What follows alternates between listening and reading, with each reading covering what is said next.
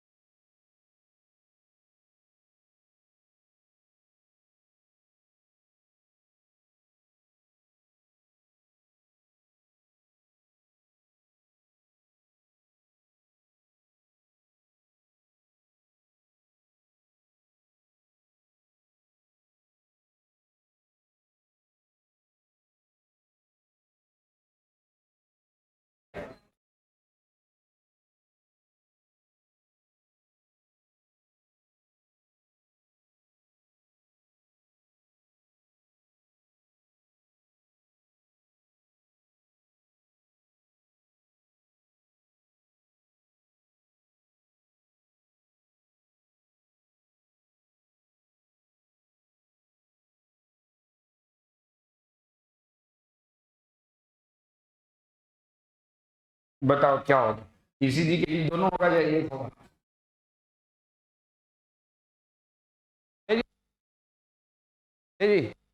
Body circulation product and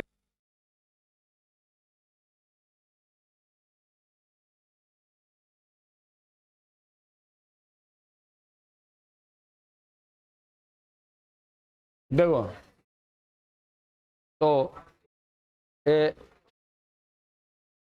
हम लोग जो ईसीजी क्या क्या होगा? इलेक्ट्रोकार्डियोग्राम या ग्राफ, बताओ क्या होगा? और स्टैंड फॉर ईसीजी। दोनों है कि नहीं एनसीईआरटी में? दोनों है कि नहीं? बोलो दोनों है कि एक है? दोनों है, तो क्या होगा? ग्राम होगा कि ग्राफ होगा?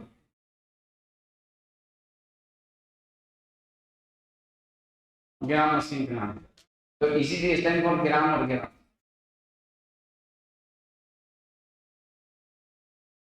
तुम में से किसी का ईसीजी हुआ है?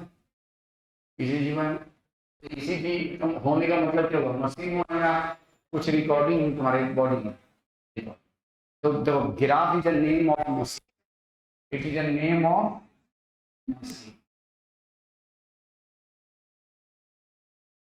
and it is the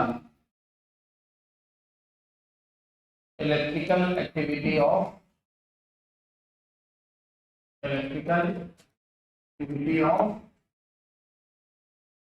क्या? Electrical activity of. ग्राम क्या है? Electrical activity of heart. और ग्राम क्या है? ग्राफ क्या है? Machine, name of machine. तो ये मशीन का नाम है और ये इलेक्ट्रिकल एक्टिविटी ऑफ हार्ट। तो इसी के लिए क्या होगा? इलेक्ट्रिकल एक्टिविटी ऑफ हार्ट या मशीन? बोलो क्या होगा? यस। तो ईसीजी स्टैंड फॉर इलेक्ट्रोकार्डियो। भाई मेरा ईसीजी मेरे हार्ट की इलेक्ट्रिकल एक्टिविटी को रिकॉर्ड किया गया। मेरा ईसीजी का मतलब मेरे हार्ट के इलेक्ट्रिकल एक्टिविटी को रिकॉर्ड किया गया। और किस फॉर्म में? Graphical form. तो ईसीजी का डेफिनेशन क्या है? ईसीजी स्टैंड फॉर कौन से? Graph. You must say gram. It is a right, it is a right. ये जो है ना सही नहीं है, ठीक है ना? तो डेफिनेशन का क्या है? Graphical recording of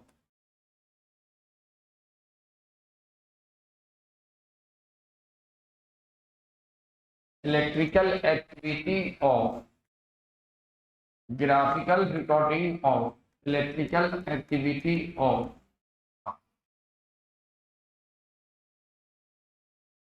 by a machine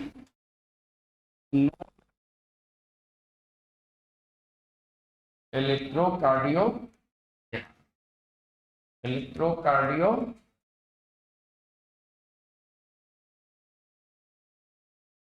तो graphical recording of electrical activity of heart by a machine known as electrocardiograph during one cardiac cycle.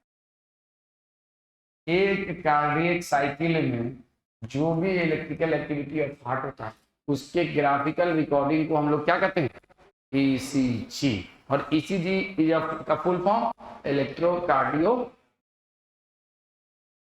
तो आप सबने क्या पढ़ रखा है, कार्डियक साइकिल। क्या पढ़ रखा है, कार्डियक,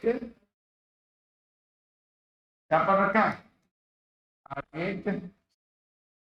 तो कार्डियक साइकिल में क्या होता है, what happen in cardiac cycle, क्या होता है कार्डियक साइकिल। तो कार्डियक साइकिल में होता है एट्रियल डीपोलराइजेशन होता है, that lead to atrial systole, atrial repolarization that lead to atrial,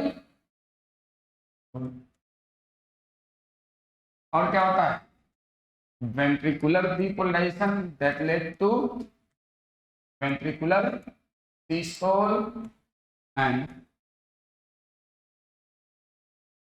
ventricular repolarization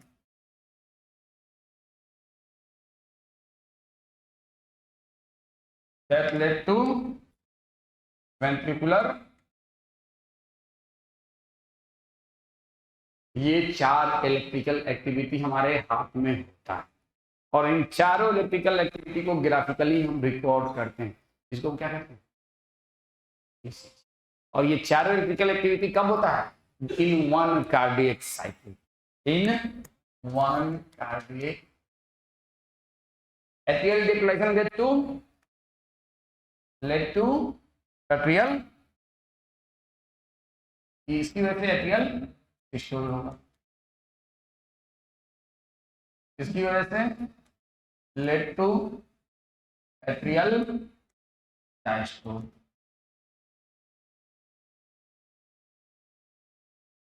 it led to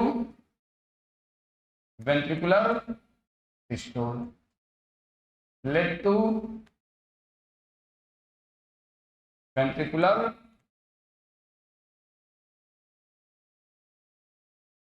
ventricular. तो ये बात आपको याद रखना, led to atrial systole, atrial diastole, ventricular systole, ventricular. कोई दिक्कत यहां तक, किसी को कोई दिक्कत। अब देखो, तो एक ईसीजी में हम लोग ग्राफिकली क्या मेजर करते हैं, सिस्टोल नहीं, डायस्टोल नहीं, हम लोग क्या मेजर करते हैं, atrial depolarization, atrial repolarization, ventricular depolarization, ventricular repolarization, ये मेजर करते हैं। अब देखो हमारा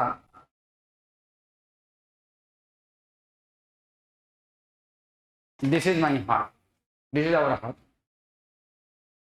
पैसा नहीं, हाँ इसमें बहुत कम पैसा भी है, 500-600 रुपया, ठीक है ना। This is our heart, suppose करो। हार्ट में ऊपर में क्या है, एट्रियल चैम्बर, नीचे में क्या है, वेंट्रिकुलर चैम्बर। ऐसे नोड यहाँ पे है, राइट एट्रियम के राइट अपर कॉर्नर पे ये एट्रिया है, right atrium, left atrium, right ventricle, left ventricle, ऐसे नोड है।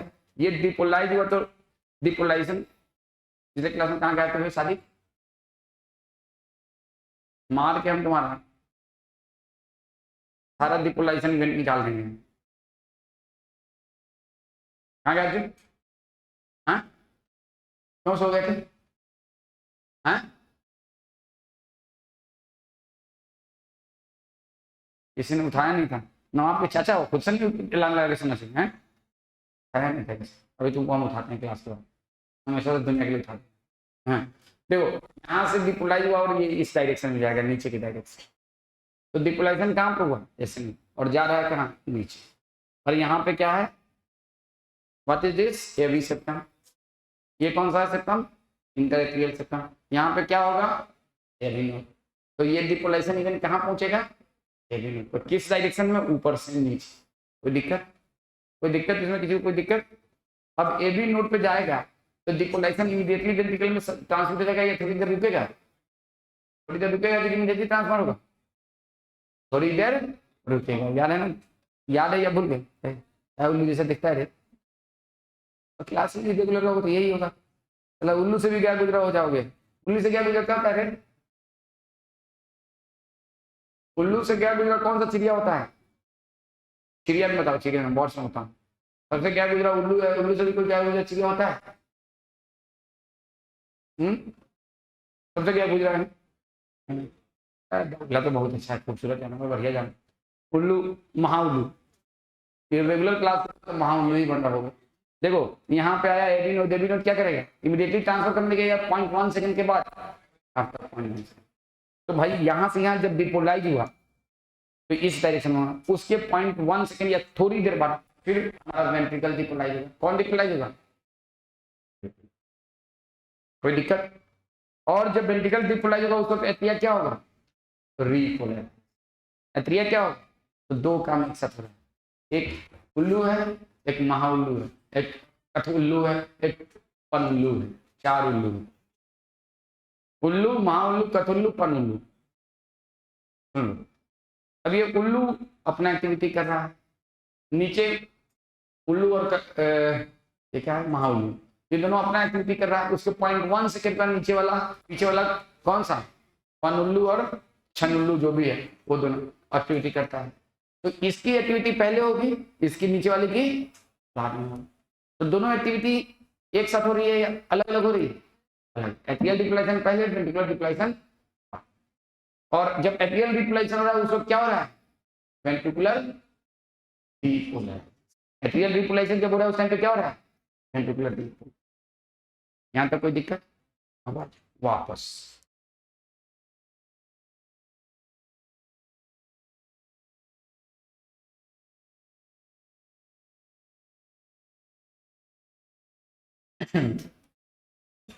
ये कौन सा सेप्टम है?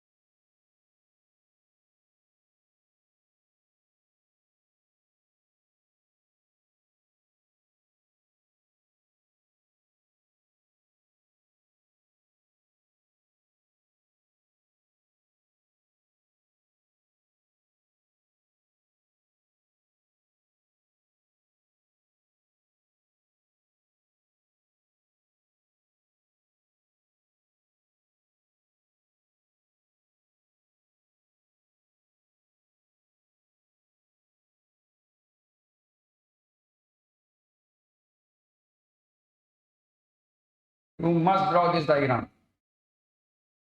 You must draw this diagram.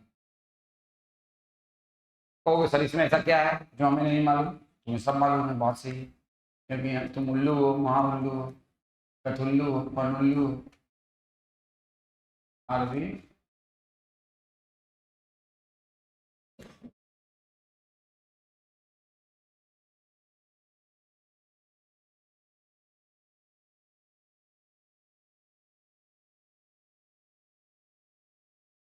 ये डायरेक्शन ऑफ क्या दिखा रहा है?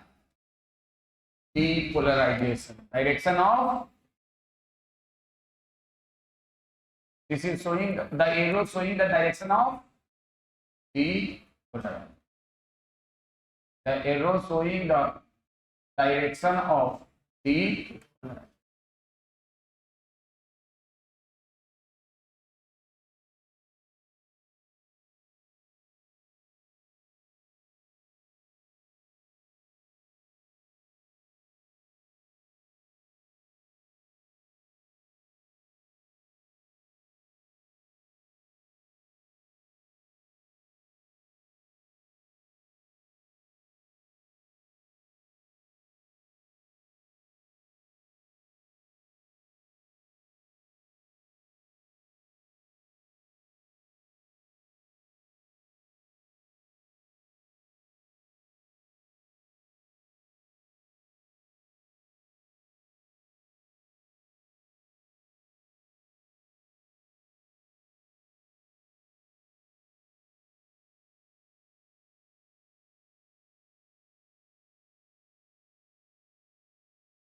ये जितना एरो है ये क्या दिखा रहा है, डायरेक्शन ऑफ डिपोलराइजेशन।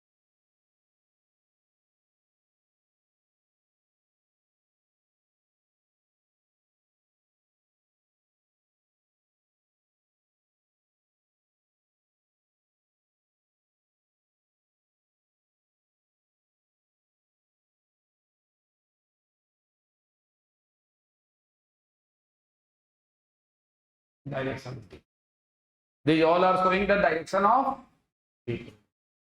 अब ये बताओ यहाँ पे डिपोलेशन का डायरेक्शन यहाँ भी ऐसे ही होगा,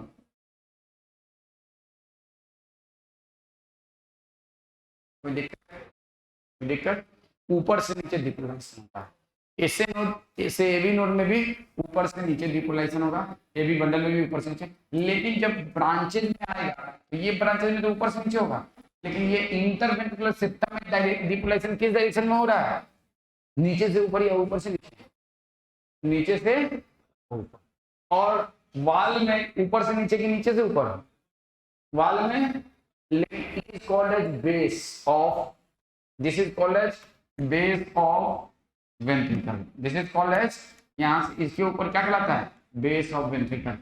और इसमें नीचे से ऊपर हो रहा है या ऊपर से नीचे, देखो नीचे से ऊपर, इसमें क्या हो रहा है, मैं रुक जाओ इसको साफ कर देता हूँ ताकि आपको साफ साफ दिखे।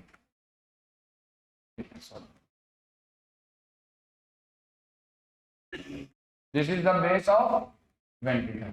और इसमें कैसे हो रहा है डायरेक्शन डिपोलेशन, तो नीचे से,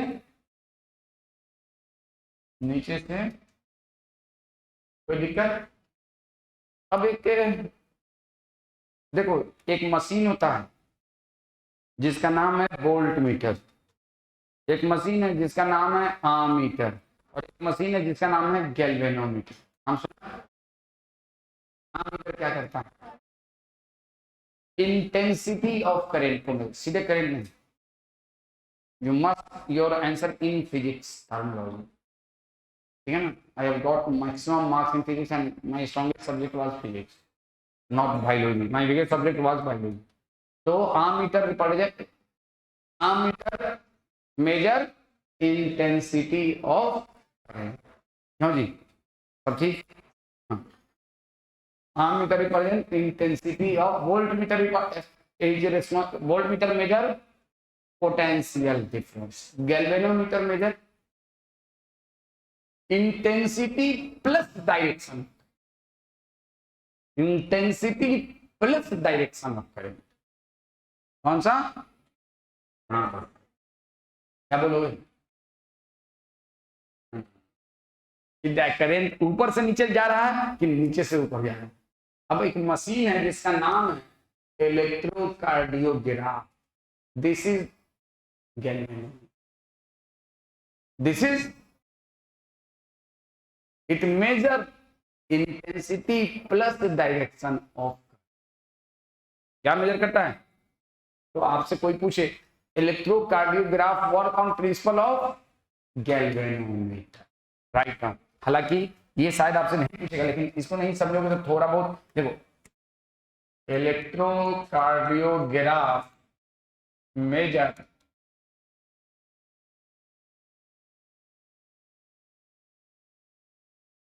intensity and direction of current, intensity and direction of, intensity and direction of, intensity को भी प्लस डायरेक्शन ऑफ करेंट, दोनों को, इंटेंसिटी एंड डायरेक्शन ऑफ। तो इलेक्ट्रोकार्डियोग्राफ क्या मेजर करता है, इंटेंसिटी एंड डायरेक्शन ऑफ, दोनों को मेजर करता है, इंटेंसिटी को भी और डायरेक्शन ऑफ करंट। अब सुनो मेरी बात ध्यान से, बहुत गौर से सुनना,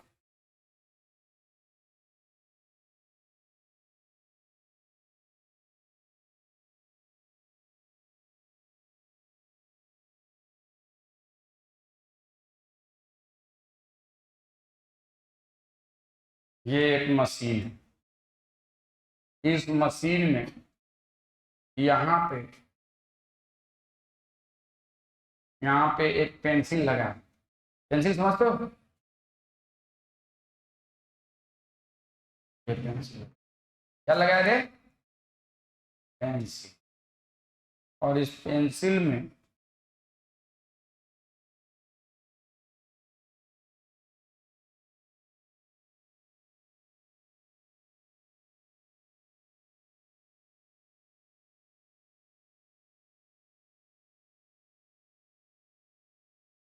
पेंसिल, पेंसिल, और ये पेंसिल बहुत ही हल्का है।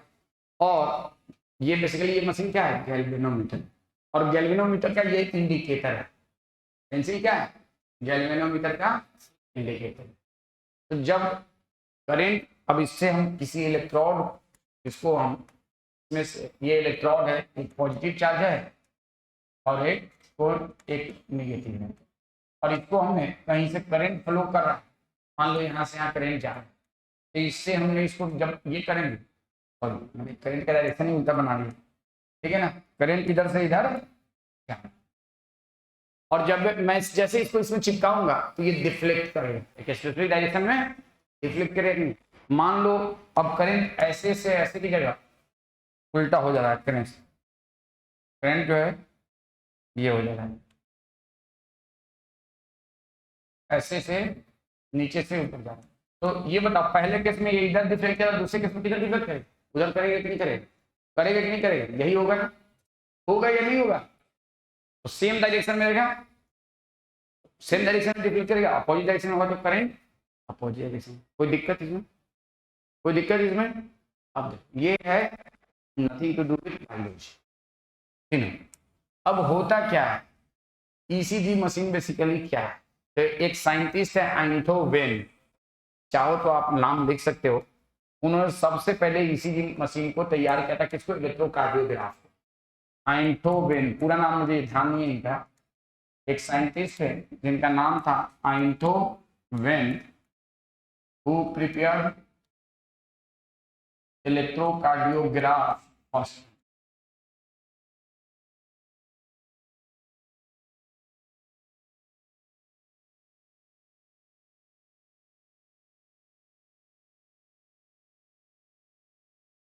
और फर्स्ट, और उन्होंने क्या एजम्पशन किया जो कि बिल्कुल बाद में सही निकला।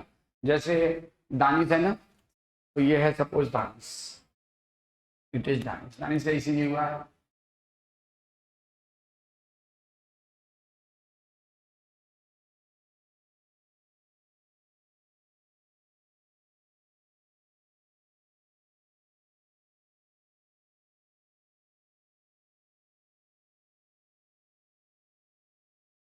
तो उन्होंने क्या एजम्पशन किया? उन्होंने क्या एजम्पशन किया? उन्होंने एजम्पशन किया कि ये दानिश का दिल है, दिस इज द दिल ऑफ,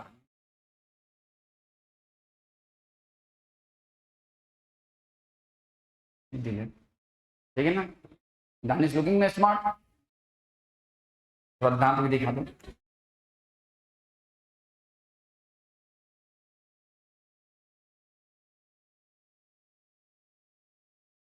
ठीक है। तो उन्होंने एजम्पशन किया कि दानिश के दिल में कुछ कुछ नहीं होता है, बहुत कुछ होता है। क्या होता है? तो दानिश के दिल में जो यहाँ पे इसका एबी सेप्टम है, कौन सा सेप्टम है? AB septum. तो ऊपर से नीचे करंट आता है, ऊपर से नीचे करंट आता है, फिर बीच वाला जो सेप्टम है उसमें नीचे से ऊपर जाता है, फिर वाल में ऊपर से नीचे, लेकिन बेसल पोर्शन ऑफ वाल में फिर नीचे से ऊपर। ये करंट है, डायरेक्शन ऑफ डिपोलेशन या direction of current, direction of depolarization या डायरेक्शन ऑफ। अब इसको उन्होंने क्या एजम्पशन किया कि इंसान के हार्ट में जो भी इलेक्ट्रिकल एक्टिविटी होता है वो पूरे बॉडी सरफेस पे वो होता है, वही इलेक्ट्रिकल एक्टिविटी पूरे बॉडी सरफेस। अब हार्ट नीचे में कौन सा चैम्बर है? वेंट्रिकुलर, और इधर है तो लेफ्ट पे सबसे ज्यादा इसका इफेक्ट आएगा लेफ्ट एंकल पे, और यहाँ ऊपर में चैम्बर है तो राइट रिस्ट और लेफ्ट रिस्ट में उसका इफेक्ट पूरा आएगा। तो जो हमारे जो दानिश के यहाँ पे हो रहा है वो यहाँ पे भी होना है, और जो यहाँ पे हो रहा है वो यहाँ पे, तो गोरी है कलरिया, वो काली है कलरिया, दोनों में हो, यानी प्लस यहाँ पे हो रहा है लेफ्ट हैंड इसके लिए, ठीक है। उन्होंने ये एजम्पशन किया कि जो इलेक्ट्रिकल एक्टिविटी हार्ट में होता है वही इलेक्ट्रिकल एक्टिविटी हमारे पूरे बॉडी सरफेस में होता है। जैसे कि राइट एट्रियम के राइट अपर एट्रियल कॉर्नर पे जो हो रहा है वो राइट रिस्ट में हो रहा है, लेफ्ट एट्रियम के लेफ्ट अपर कॉर्नर पे जो हो रहा है वो लेफ्ट एट्रियल रिस्ट में हो रहा है, और प्लस लेफ्ट हैंड। उन्होंने क्या किया, वही वाला मशीन वाला लिया तो अभी हम बनाए थे, कौन वाला मशीन, यही वाला मशीन वाला लिया, और इस मशीनवा में उन्होंने क्या किया, यहाँ पे पेंसिल लगा दिया और इसे 3 तार लिया और दानिश को यहाँ लेता दिया, दानिश को लेता थे मैंने, दानिश को यहाँ लेता। अब देखो दानिश में तुम्हारा नाक कान नहीं बना रहा हूँ, पूरा मत मानना, यू आर विदाउट नाक कान।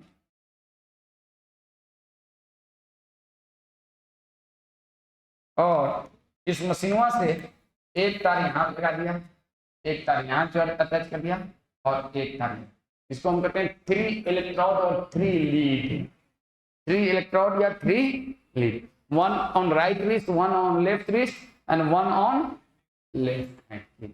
देखो आप लोग चलिए एक बार दिमाग में है लड़के, दंतु विज्ञान के इंसान क्या दांत दिखा रहा है, तुम्ही से पूछा क्या दांत दिखा रहे, अबे डरे तुम्ही से पूछेंगे तुम्हारी का दांत ऐसा है बदसूरत, ना बदसूरत दांत तुम्हारी तो है, कैसे दिखा रहा है, नहीं जो चीज अच्छा उसको दिखाओ नहीं उतना, तुम्ही को कह रहा हूँ, इधर उधर क्या दिख रहा है, तुम्ही को कह रहा हूँ, पुरानी बेइज्जती खराब कर रहा हूँ। हाँ सुनो, उन्होंने क्या किया, देखो उसको अभी तक अपनी बेइज्जती का एहसास नहीं है, इसमें मतलब वो है कि वाकई ये है, ठीक है। सुनो सुनो, उन्होंने इसका नाम लीड दिया, तो 3 लीड का इन्होंने इस्तेमाल किया, लेफ्ट रिस्ट, राइट रिस्ट और लेफ्ट हैंड रिस्ट, और इसको एक स्विच से जोड़ दिया, इस बैटरी से, और बैटरी है स्विच से, सॉरी बैटरी जो भाई है तो खुद यहाँ पे एक स्विच लगा दिया कि इसको जब हमें ऑन करना हो तो फिजिक्स में कुछ ऐसे ही स्विच बनता है ना, ऐसे ही बनता है ना स्विच, हाँ तो इसको ऑन कर दिया, जब करेगा ऑन तो ये मशीन चालू हो जाएगा अदरवाइज। अब जब इन्होंने स्विच ऑन किया और साथ में इन्होंने क्या किया, एक बहुत चालाक इंसान थे उसके जैसे, जैसे वो दांत दिखा रहा है ना उसी के जैसे, लड़के बीच में उसको खींच खड़ा, हाँ उसको खड़ा किताब लेके यहाँ, किताब लेके यहाँ बैठो, यहाँ की लाल के साथ बैठो,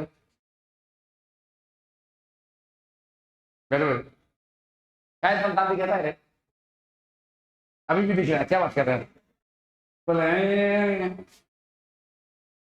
बाल बाल क्या नहीं सब बनाता है, इसे क्या बना हुआ है, ऐसा लग रहा है जैसे कि जंगल से उठ के आ गया है, बाल को रखियो तो ऐसे इधर ये इधर ये है, ये यहाँ अलाउड रहता है, हाँ कहाँ रखते हो, कहाँ अकेले रहते हो, मम्मी के साथ, भाई क्या करते हैं, कौन सी ईयर में, कौन सी ईयर में, क्या नाम है, किस किस ब्रांच में,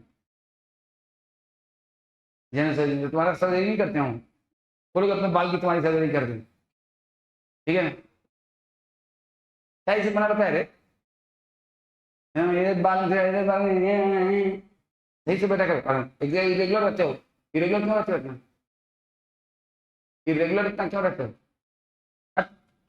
ऊपर रख के लिखो, दाएं बाएं दिखा रहा है। चलो सुनो, तो उन्होंने क्या किया, इसके नीचे एक पेपर रख दिया, ऐसे लंबा सा एक पेपर, देखो एक लंबा सा पेपर, और इस पेपर को ऐसे नहीं रखा, इस पेपर को यहाँ पे एक क्या था, यहाँ पे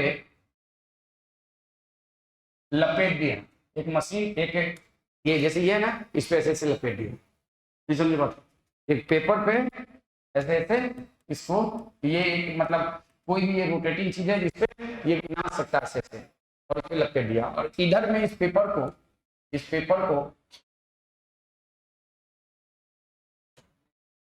लपेट दिया, और इसके दूसरे ईंट पे यहाँ पे एक लगा दिया ऐसा सामान कि जो जब हम इसको ऑन कर रहे हैं तो ये खुल के आगे की तरफ खींचता चला जा रहा है, आगे निकलता जा रहा है बाहर, और एक समझ में आ रहा है बात, इस पे पेपर लपटा हुआ है, बहुत सारा। अंग्रेजी टॉयलेट सब में जाओगे, होटल सब में, तो पेपर लगता रहता है, खींचते हो तो निकलता रहता है, निकलता रहता है कि नहीं। बहुत लोग हाई फाई हो गए, उनके फैमिली के, उनके भी घर घर बाथरूम में लगा रहता है, लेकिन जो हम लोग इसे सरकारी घर के होते हैं उनके घर में नहीं होता है, लेकिन जो बहुत हाई फाई घर के होते हैं उनके पर्सनल बाथरूम में भी लगा रहता है ना पेपर, तो उसको खींचते। तो यहाँ पे वही पेपर एक यहाँ पे लगता हुआ है इसमें, और इधर से जब हमने मशीन ऑन किया तो ये अपने आप खींचेगा, उनको खींचने की जरूरत नहीं है, अपने आप खींचता जाएगा।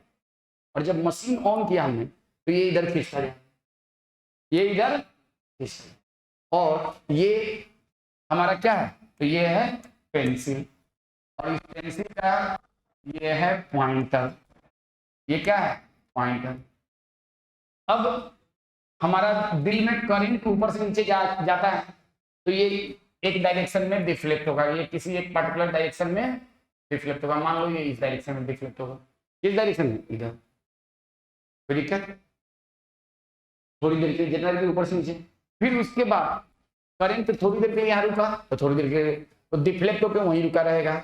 उसके बाद फिर करंट इमीडिएटली बहुत कम टाइम में वो इधर आ गया, अब इसमें जाएगा तो नीचे से ऊपर जाएगा, ऊपर से नीचे, नीचे से ऊपर, किसमें, आईवी सेप्टम।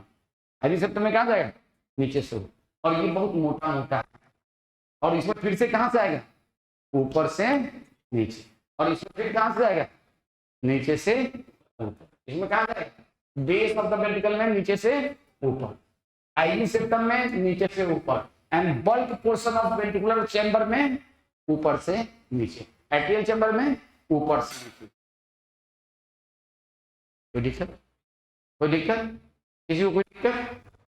अब हम लोगों को एक चीज समझ लो तुम लोग, जब अगर बाई चांस मौका मिल गया तुम लोगों को, इंशाल्लाह मिलना चाहिए, मेहनत कर रहे हो तो एमबीबीएस करोगे। एमबीबीएस के दौरान जितना मैं ईसीजी पढ़ा रहा हूँ उसमें मुश्किल से 5% ज़्यादा, उससे ज़्यादा पढ़ोगे, उससे 5% ज़्यादा नहीं पढ़ोगे। फिर अगर एमडी करोगे, जनरल मेडिसिन में पीजी करोगे, तो थोड़ा सा ईसीजी के बारे में मैं जितना पढ़ाता हूँ उसमें समझ लो 95% का 50% का एडिशन हो जाए, लेकिन 50% ज़्यादा नहीं।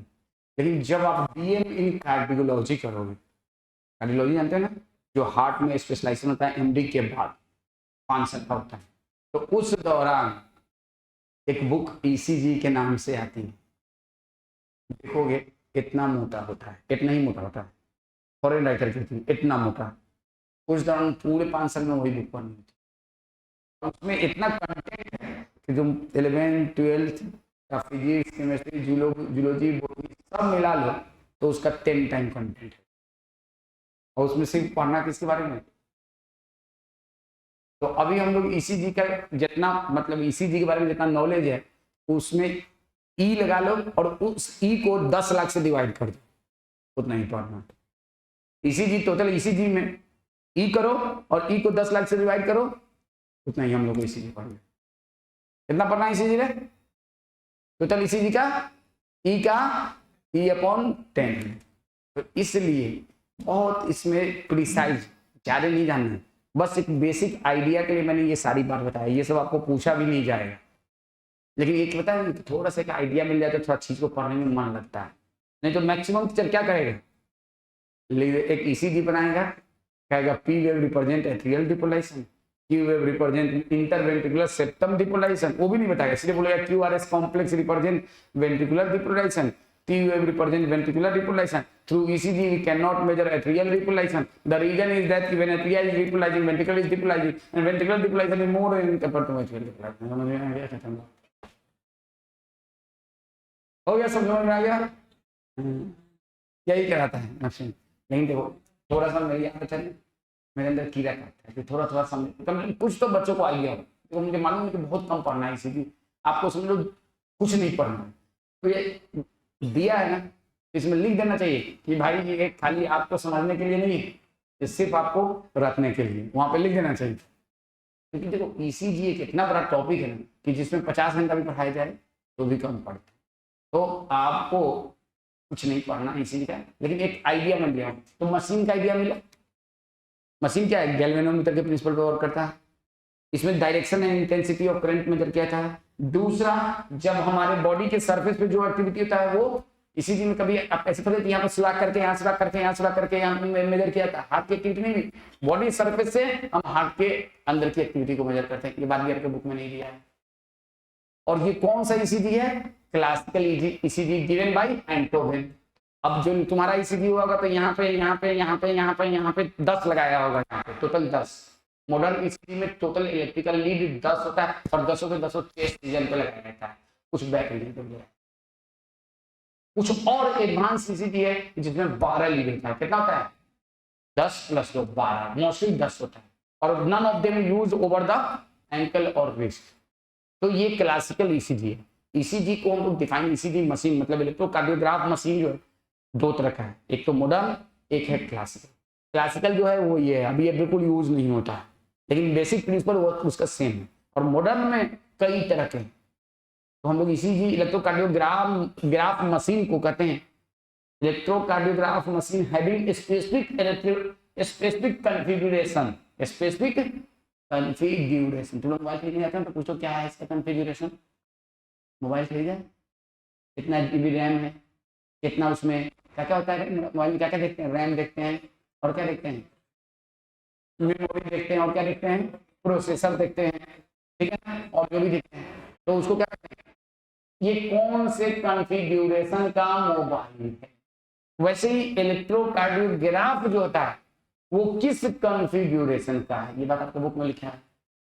अलग अलग कॉन्फ़िगरेशन का है, बहुत हाई फाई आईफोन लेवल का है, एक सैमसंग के बहुत अच्छी क्वालिटी का है, एक सैमसंग का लो क्वालिटी का है, एक सुरक्षा है, एक 2000 में ऐसा माल है जिसमें सारा चीज है लेकिन कुछ भी नहीं है। समझ लो बात। तो अलग अलग वैसे ईसीजी भी अलग अलग कॉन्फ़िगरेशन का है और अलग अलग कॉन्फ़िगरेशन में नंबर ऑफ लीड वेरी। तो जब हम ईसीजी मशीन ऑन करते हैं तो उसमें हमको मेजर हम करते हैं कौन से, क्लासिकल के जरिए, क्लासिकल ईसीजी मशीन के जरिए एट्रियल डिपोलाइजेशन मेजर करते हैं, वेंट्रिकुलर डिपोलाइजेशन मेजर करते हैं, वेंट्रिकुलर रिपोलाइजेशन मेजर करते हैं। खाली मेजर नहीं करते हैं, उनका डायरेक्शन भी मेजर करते हैं। खाली उनके डिपोलाइजेशन को नहीं मेजर करते हैं कि किस डायरेक्शन में डिपोलाइज हो रहा है, बल्कि सॉरी खाली स्ट्रेंथ को मेजर नहीं करते हैं बल्कि डायरेक्शन को भी मेजर करते हैं। किस डायरेक्शन में डिपोलाइज हो रहा है ये नहीं, बल्कि कितना स्ट्रेंथ में डिपोलाइज हो रहा है यही नहीं, उसके डायरेक्शन को भी, दोनों को, स्ट्रेंथ को भी और डायरेक्शन को, दोनों को मेजर करते हैं। किसको मेजर करते हैं? Strength plus. अब देखो, और 1 ECG represent electrical activity of 1 cardiac cycle और मोर देन 1 कार्डियक साइकिल। तो एक अगर हम क्लासिकल ECG बनाएं तो ये है,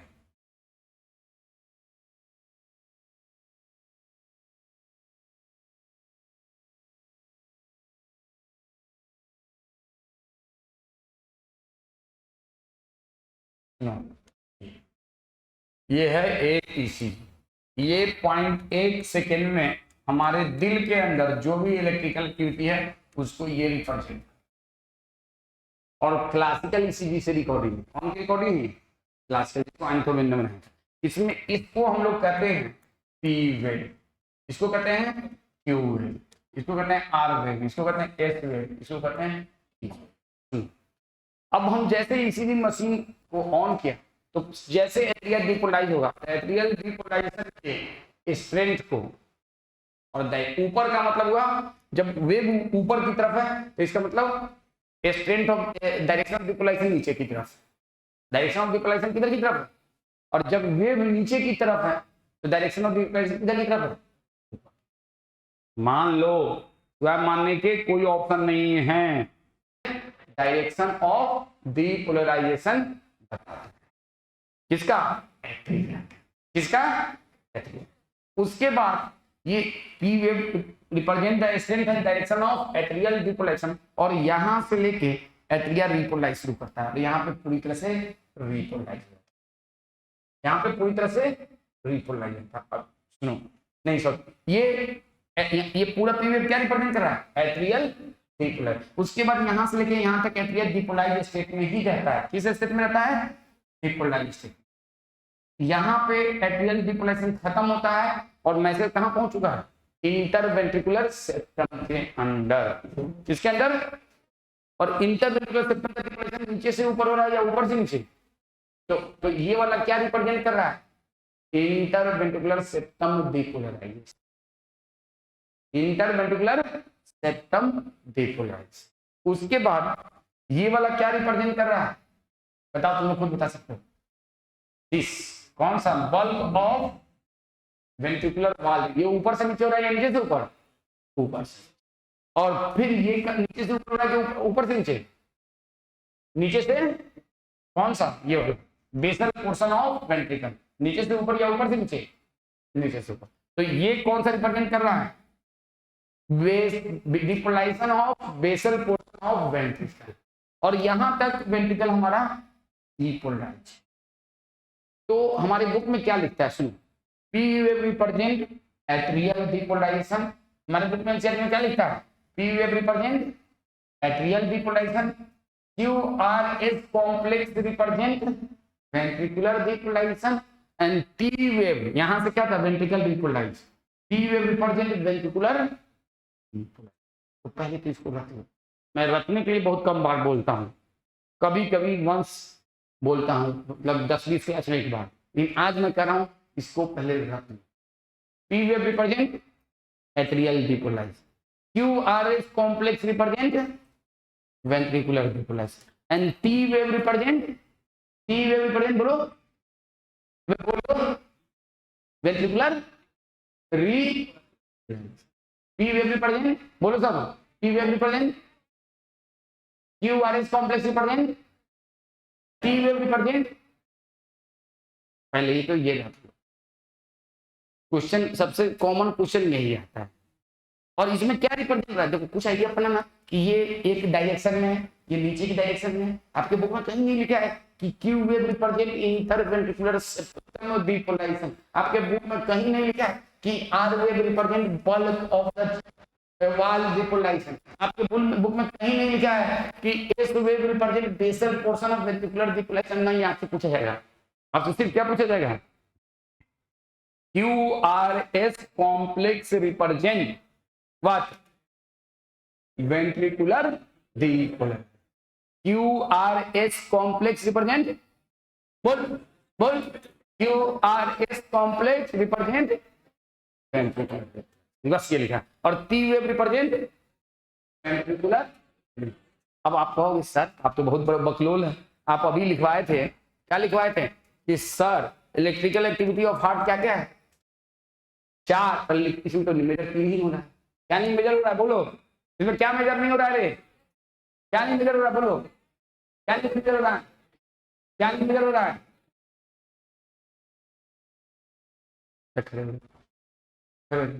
अब ये लड़का कितना वेट है तुम्हारा? कितना वेट है?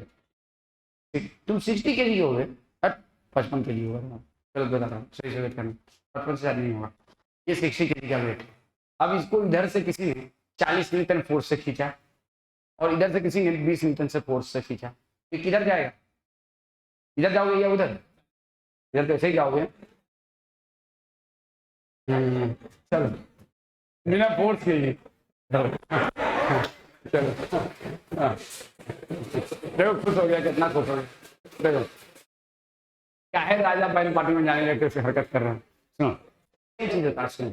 अब आपका ईसीजी मशीन, ये कौन सा मशीन है? ईसीजी है। तुम उसको कैश संताना दे रहे हो, तुम नहीं, तुमको कराओगे तो सब लुटिया के भगा देंगे। ये करा कि यार सर हमको नहीं गए, तुमको कोई नहीं पूछेगा, घबराओ मत।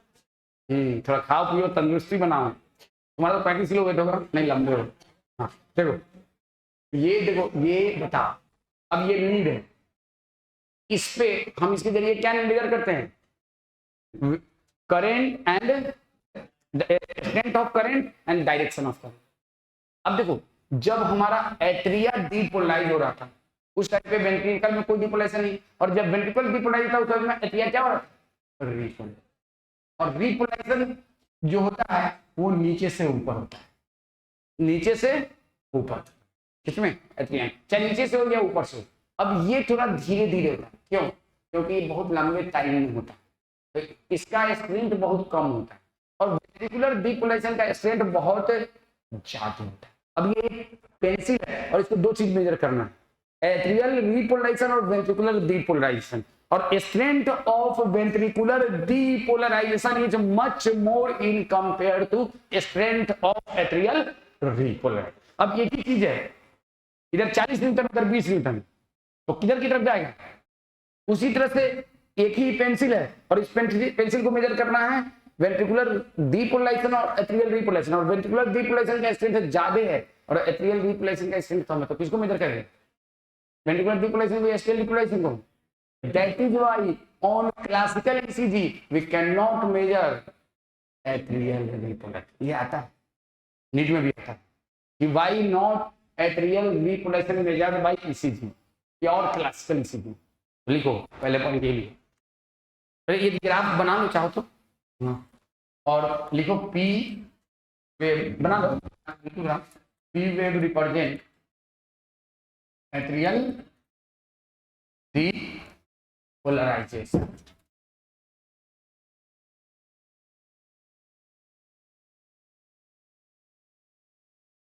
QRS कॉम्प्लेक्स, एनसीईआरटी में वेव नहीं लिखा है, इसको कॉम्प्लेक्स लिखा है, ventricular depolarisation.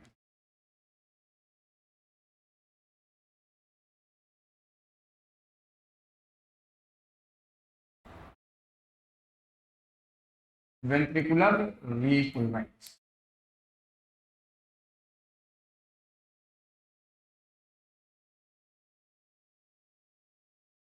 since atrial repolarization and ventricular depolarization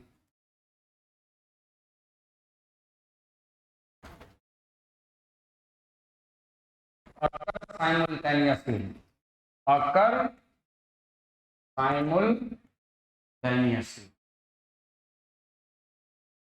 since atrial repolarization and ventricular depolarization occur simultaneously and strength of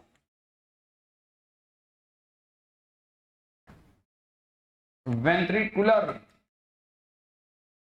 depolarization much more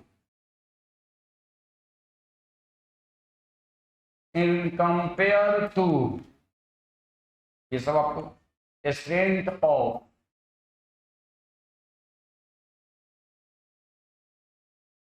atrial repolarization we cannot measure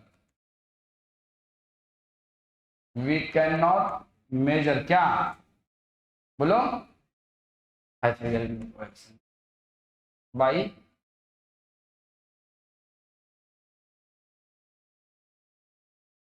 तो समझ में आए?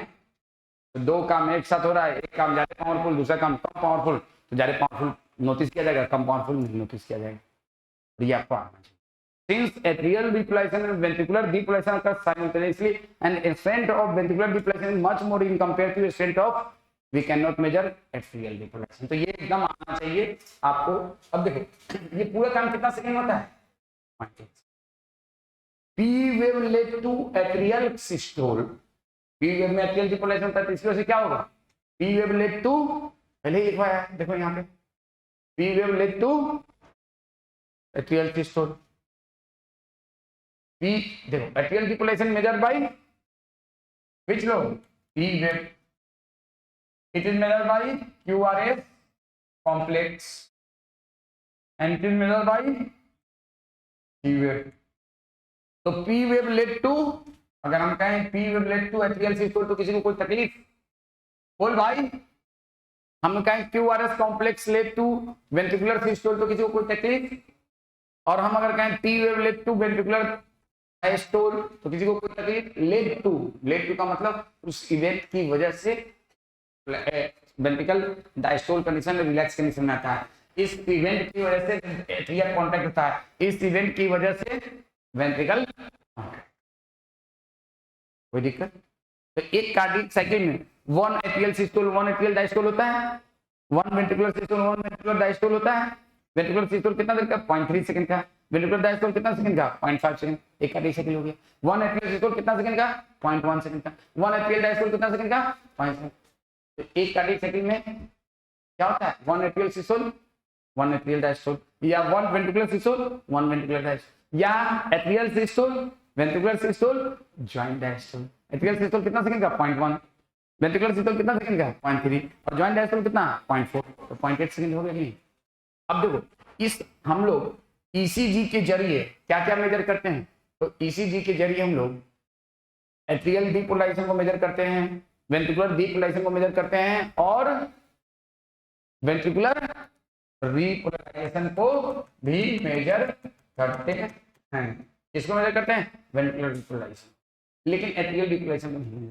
अब प्लीज लिसन, हम पी वेव इसमें कहीं कोई हम सिस्टोल और डायस्टोल को मेजर करने की बात कर रहे हैं, तो 10 ECG tell that it is measuring the mechanical activity of heart. No, it is not measuring the mechanical, it is only measuring the electrical activity of, और इलेक्ट्रिकल ये बता, ये पंखा चल रहा है तो ये मैकेनिकल एक्टिविटी है कि इलेक्ट्रिकल एक्टिविटी, लेकिन लाइट चली जाएगी क्या पंखा चलेगा, तो electrical activity lead to mechanical. किसी दिल में करंट मारता है तो दिल कॉन्ट्रैक्ट करता है, करंट नहीं मारेगा दिल कॉन्ट्रैक्ट नहीं करेगा, करंट मारना बंद किया दिल का हार्ट बीट रुक गया, उसको कहते हैं कार्डियक अरेस्ट। अब देखो सर्जरी भाई के सर्जरी डिपार्टमेंट तो बाहर गया है कभी, देखा है स्क्रीन लगा होगा, उस स्क्रीन पे पता नहीं यहाँ पे है कि नहीं, ये ध्यान नहीं है, बहुत जमाना हो गया शायद लग गया है, तो स्क्रीन लगा होगा उसमें अंदर में सर्जरी होती है, तो उस पर चलता रहता है पिंक पिंक पिंक पिंक और ऐसे ऐसे वेव चलता रहता है। फिल्मों में तो देखा होगा, हीरोइन का बाप बैठा हुआ, हीरो का बाप बैठा हुआ, हीरो जो है ना मार धार करके हीरोइन को बचाया है, अब वो मुंह अंदर ओटी में सो रहा है, सर्जरी चल रही है और उसमें चल रहा है pink pink pink pink pink pink pink, तब तक सब आराम से बैठा हुआ, एकाएक हो गया पिंक, पेशेंट हो गया टी, और हीरो हीरोइन सब उसके बाप आपस में गले मिलेंगे और सब रोने लगेंगे, हीरो गया स्वाभाविक सीधा। तब जब pink pink pink pink pink pink बज रहा है मतलब आपका ईसीजी चल रहा है, ऐसे ऐसे जब तक वो आपका देखोगे ऐसे ऐसे ऐसे कुछ कुछ हो रहा है तो सब खुश है कि हाँ चलो चल रहा है, और जैसे हो गया ये पी एकदम फ्लैट तो ये पी आवाज आने लगेगा, और यहाँ पे आएगा peak peak peak peak peak peak, और पी पेशेंट हो गया टी। तो कब जब हीरो हीरोइन का बाप जो है गले कब मिलना शुरू कर देगा, जब पी, अब हीरोइन के लिए चाहिए दूसरा हीरो, तो पी होना अच्छी बात है नहीं, और उसको कहते हैं कार्डियक अरेस्ट, उसको क्या कहते हैं कार्डियक। अपने एनसीईआरटी में क्या थोड़ा सा और कहानी है, जब एक कहानी और है सुनो, आपके एनसीईआरटी के बुक में क्या लिखता है, देखो P wave led to atrial systole कोई दिक्कत नहीं, QRS complex led to ventricular systole कोई दिक्कत नहीं है, T wave led to ventricular diastole कोई दिक्कत नहीं है, लेकिन एनसीईआरटी में एक स्पेसिफिक बात है, ये बताओ ये तुम्हारा दिल है, इस दिल में ये वाला हिस्सा अगर कॉन्ट्रैक्ट होगा तो बाहर से दिखेगा, ये दिल है रे मोड़ के मुंह लाल कर देंगे, ये दिल है, इस दिल में ये बीच वाला पार्टीशन अगर कॉन्ट्रैक्ट हो जाए तो दिखेगा दिखेगा दिखेगा रे दिख जाएगा दिखेगा, ए भाई ये दिल है और इस दिल में बीच का पार्टीशन अगर कॉन्ट्रैक्ट दिखेगा, तो क्यू क्या रिप्रेजेंट करता है इंटरवेंट्रिकुलर सेप्टम डिपोलराइजेशन, तो इसकी वजह से क्या होगा इंटरवेंट्रिकुलर सेप्टम कॉन्ट्रैक्ट करेगा कि पूरा दिल का वेंट्रिकल कॉन्ट्रैक्ट करेगा, इंटरवेंट्रिकुलर सेप्टम, तो दिल का कॉन्ट्रैक्शन वेंट्रिकल का कॉन्ट्रैक्शन कब दिखेगा, क्यू वेव के एंड पे, वेंट्रिकुलर का कॉन्ट्रैक्शन कब दिखेगा eight the end of Q, ये बताते हैं इसे, इसी पॉइंट पे वेंट्रिकुलर कॉन्ट्रैक्शन एनसीईआरटी में बात लिखा है, ventricular systole seen at the end of, लिख वेंट्रिकुलर सिस्टोल अकर, ये लिखा हुआ है, तो ये पीपी भी लिखा हुआ है, ये भी लिखा हुआ है, पी लिखना चाहो तो लिख लो, पेशेंट हो गया टी, पेशेंट हो गया टी, एग्जाम में मत लिखना टीचर कर देगा टी, हाँ eight the end of P wave, eight the end of Q wave, कौन से wave? Q wave. Eight the end of Q wave ventricular systole start. अब सुनो, ये आपका वेंट्रिकुलर सिस्टोल जो है ना, ये हुआ तो ये यहां तक ऐसे आ गया, ये ऐसे आ गया सिस्टोल, ये यहां से यहां तक ऐसे आ गया वेंट्रिकुलर सिस्टोल, यहां से ये यहां तक आ गया वेंट्रिकुलर सिस्टोल। ये कहां से कहां तक आ गया? यहां से ये वेंट्रिकुलर सिस्टोल हो गया। क्या हो गया? Ventricular systole. क्या हो गया? Ventricular systole. कौन सा सिस्टोल हो गया? Ventricular systole. कोई दिक्कत? Anyone any problem? तो ये क्या हो गया? Ventricular systole. अब ये बताओ, कोई चीज दबा है तो फिर ये वापस इसी यहीं पे पहुंचने में इट टेक्स सर्टेन टाइम, यहां तक आने में तो हम कहेंगे कि वेंट्रिकुलर डायस्टोल कंप्लीट हो गया। यहां से जब यहां तक आया तो पूरी तरह से रिलैक्स हो गया। इसमें कुछ टाइम लगेगा कि नहीं लगेगा? तो वो टाइम जो है ना, क्या होता है? तो वो टाइम होता है ये, यहाँ पे वेंट्रिकुलर सिस्टोल स्टार्टेड और यहाँ पे वेंट्रिकुलर सिस्टोल कंप्लीटेड। मतलब कि स्टार्ट हुआ, देखो यहां से यहां जाने में ये कुछ टाइम लगेगा और यहां से यहां आने में भी कुछ टाइम लगेगा। तो eight the end of Q wave ventricular systole start. Ventricular systole कब स्टार्ट होगा? Eight the end of Q wave. और वेंट्रिकुलर सिस्टोल कब कंप्लीट होगा? Eight the end of T wave. Eight the end of T wave. क्यों? तो T wave के इन में हमारा वेंट्रिकल पूरी तरह से रिपोलाइज, और जब पूरी तरह से रिपोलाइज हो तो वो पूरी तरह से डायस्टोल कंडीशन में आ जाएगा। ये बात आपके तो लिखो, eight the end of T wave, eight the end of T wave. Q को कैपिटल में लिखते हैं यार, मैंने स्मॉल में लिख दिया, सॉरी फॉर दैट। हाँ कैपिटल में लिखो। Eight the end of T wave ventricular systole completed. ये रटना ही होगा, देखो समझाने के लिए मैं समझा दूंगा लेकिन आपको समझना उतना नहीं है। Eight the end of T wave ventricular systole completed. अब ये बताओ, ये ईसीजी कौन किससे लिया गया है? क्लासिकल मशीन से या मॉडर्न मशीन से?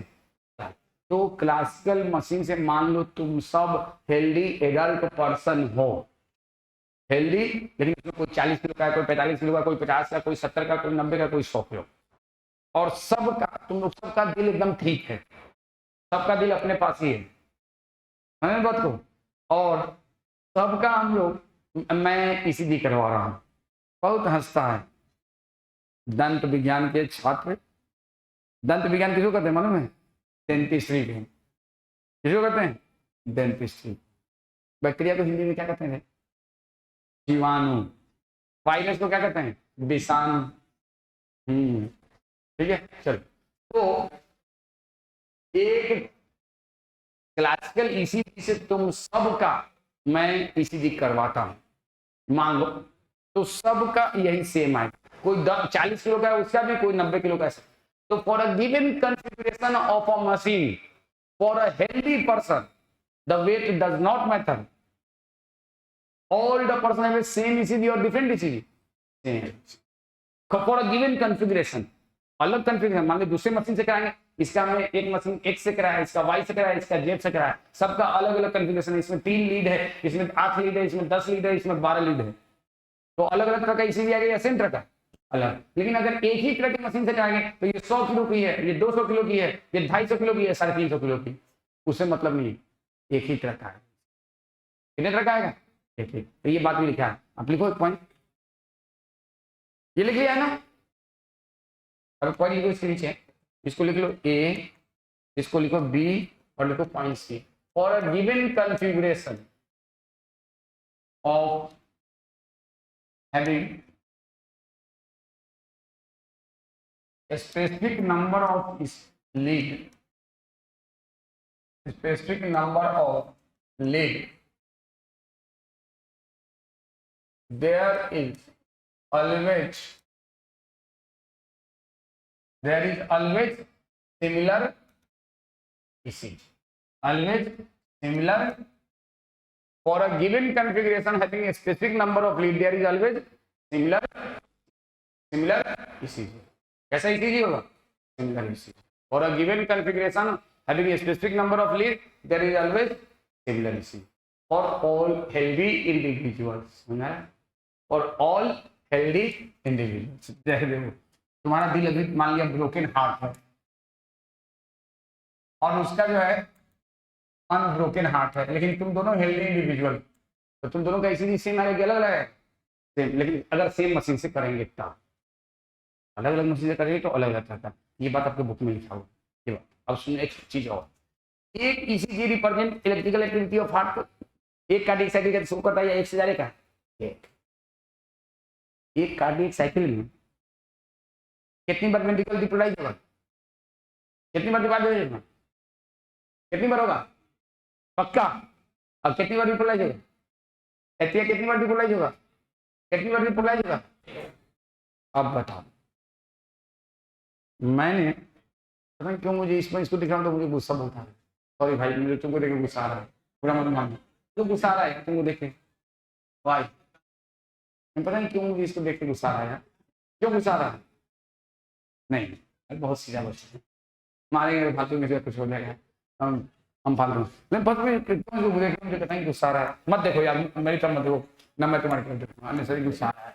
देखो ये एक पेपर तुम लोग इसी की देखा, देखो एक मैं सच बात बता रहा हूँ, जब सिलेक्शन हो जाएगा तुम में से गांव के, देखो अंग्रेज के चाचा मत बनना, तो जो गांव के वो हाथ उठाओ, जो अभी भी प्रेजेंटली गांव में ही रहते हो, कैसे बच्चों लड़कियों में कोई नहीं, एक ही है बस, दो तीन, बाकी सब लंदन में रहते हैं ना, बाकी सब all belong to London and majority of people are living, ठीक है ना, ठीक है। तो देखो जो लंदन में रहते हैं उनकी बात नहीं है, लेकिन जो लोग गांव में रहते हैं, तो जैसे तुम्हारा सिलेक्शन होगा, जब तुम जाओ गांव में तुम्हारी वैल्यू का एक बहुत बढ़ता है, सब लोग तुमको दांत साहब बुलाएंगे, सब लोग तुम लोग को दौड़ साहब बुलाएंगे। अब क्या होगा, तुम्हारे चाचा, तुम्हारे मामा, तुम्हारा मजदूर, तुम्हारा आसपास के मोहल्ले वाले, पड़ोसी, चाची, सब डॉक्टर साहब, हाँ डॉक्टर साहब को दिखाना है क्या ईसीजी, अब लेके आ जाएगा ईसीजी का, डॉक्टर साहब देखिए थे ईसीजी,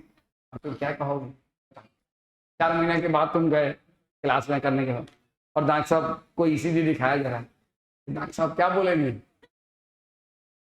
ये काम हमारे साथ हुआ और सबके साथ होता है, तो क्या अभी थोड़ी कहोगे हमको अपना बेइज्जती थोड़ी खराब करोगी, अभी तो हमको इसी देखने नहीं आता है, और तुमको इतना सामने वाला रिगार्ड दे रहा है, खड़ा हो जाएगा सामने से, तुम्हारे जाओगे डॉक्टर साहब आ गए, फिर तुम्हारा सिलेक्शन हो जाएगा, तो और तुम कहोगे कि यार तुम इसी, तुम क्या कहोगे हमको देखने नहीं आता है, इतना बेइज्जती खराब होगी, तो क्या करोगे बताओ, बता दोगे, अच्छा इसे बता दोगे भाई, तो क्या कुछ तो बोलोगे ना, क्या कहोगे बताओ, ये आईपी का किस करेगा, ब्लॉक डेवलपमेंट ऑफिसर, खड़े हो जाओ, खड़े हो जल्दी,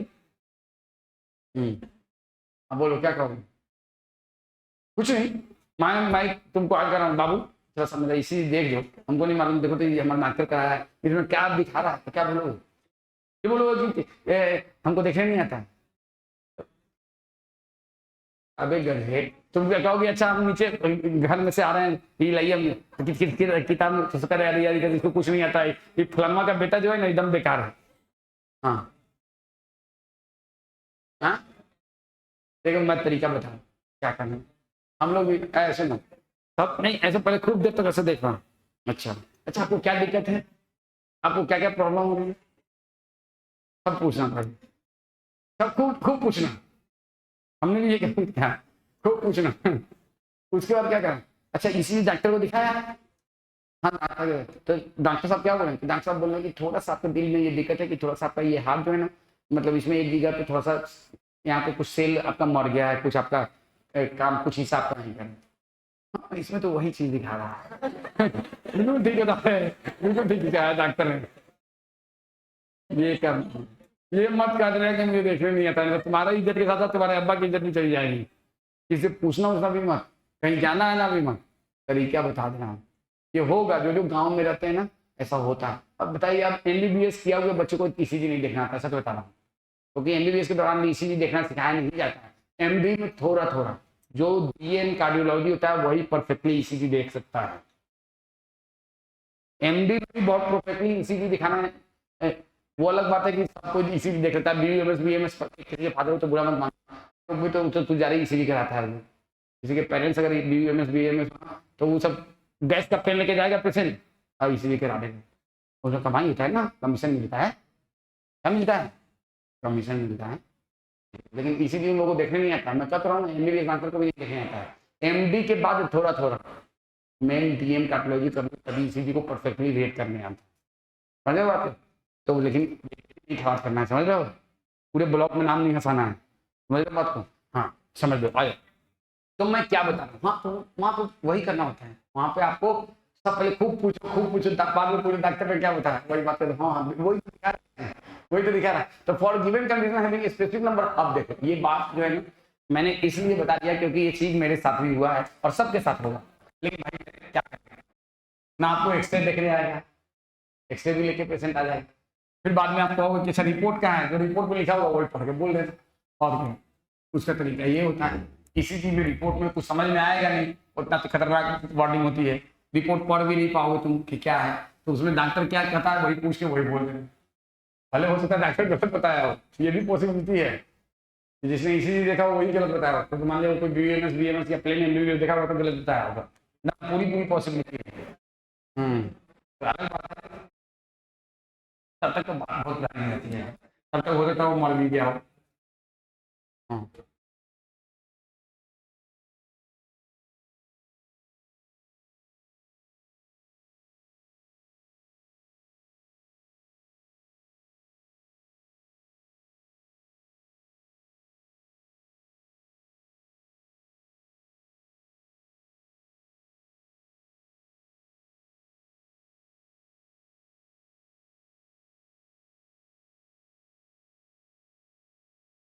तुम लोग बराबर मत, कोई जरूरत नहीं है समझाने के लिए, ये बहुत इंपॉर्टेंट बात है तो मुझे समझाना है, इसलिए मैं इतना मेहनत कर रहा हूँ।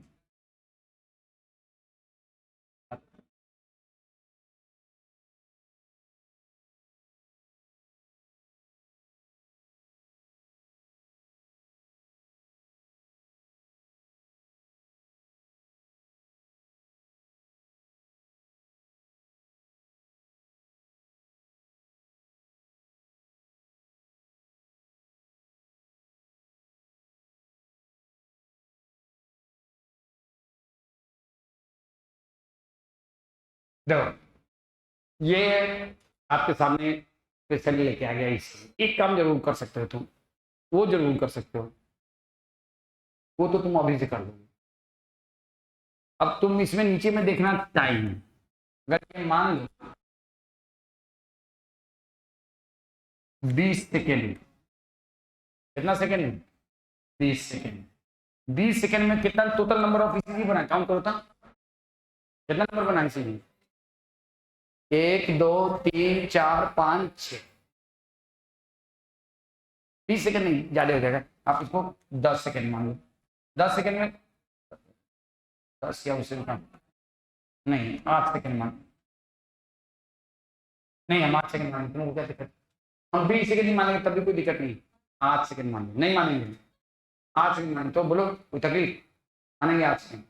8 सेकेंड चलो सुनो, तो ये बताओ 8 सेकेंड में कितना ईसीजी बन रहा है, तो 60 सेकेंड में कितना बनेगा? अभी नहीं कैलकुलेट करके बताओ, बता दीजिए। 8 सेकेंड में 6 ईसीजी बन रहा है, तो 60 सेकेंड में कितना ईसीजी बनेगा? बोल बताओ जल्दी। अबे बकलोल सब 8 सेकेंड में कितना? 6 ईसीजी बन रहा है, तो 60 सेकेंड में कितना बनेगा? तो 60/8 इंटू 60, तो इसको भाई मेरे 45, तो मतलब कि 7 सेकेंड में इसके कितने कार्डियक साइकिल हो रहे हैं इसके, तो इसका हार्ट रेट पर मिनट कितना है? 40। इसका हार्ट रेट पर मिनट कितना है? कितना है? तो आप नंबर ऑफ ईसीजी काउंट करके हार्ट रेट बता सकते हो कि नहीं इन गिवन टाइम। मान लो एक पेपर है उस पर 10 मिनट लिखा हुआ, 10 मिनट में 1000 ईसीजी बन रहा, कितना ईसीजी बन रहा?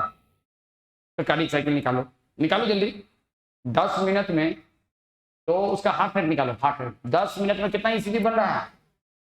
100, 1000, कितना?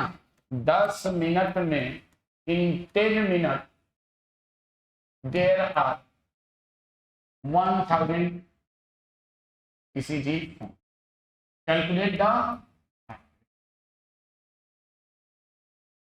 100 कि 100, 100 नहीं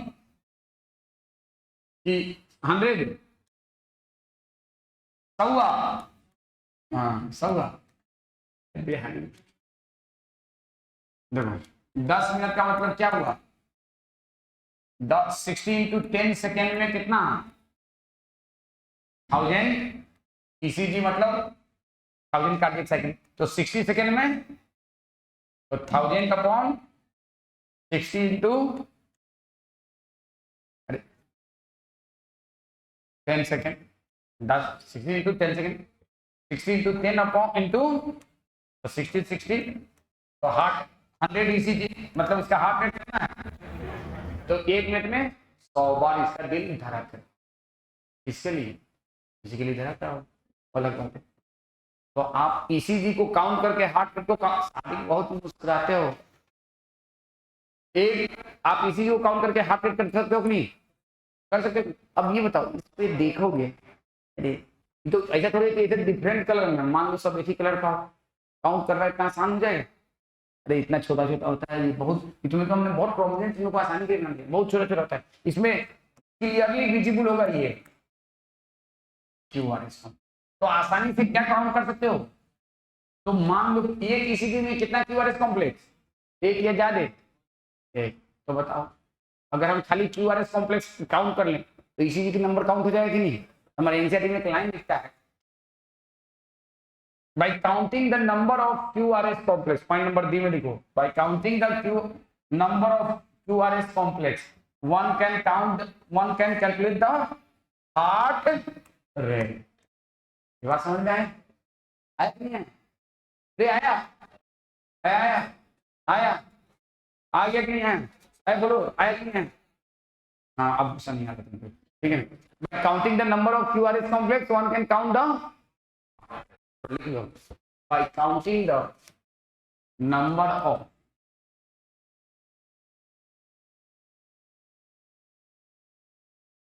QRS complex oblique ECG, मैं ECG भी लिख रहा हूं, one can count in a given time, one can calculate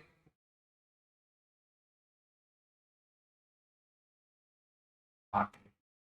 अब एक क्वेश्चन और कर लो, इन 20 minutes there are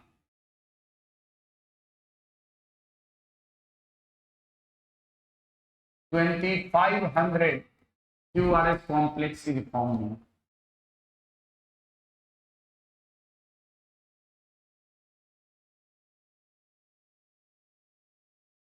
Calculate heart rate and cardiac cycle time। जल्दी से करो कैलकुलेट, जल्दी करो। इन 20 minutes, in 20 minutes, in 20 minutes there are 2500 QRS complex in is forming। Calculate heart rate and cardiac cycle time। Heart rate कितना रहा?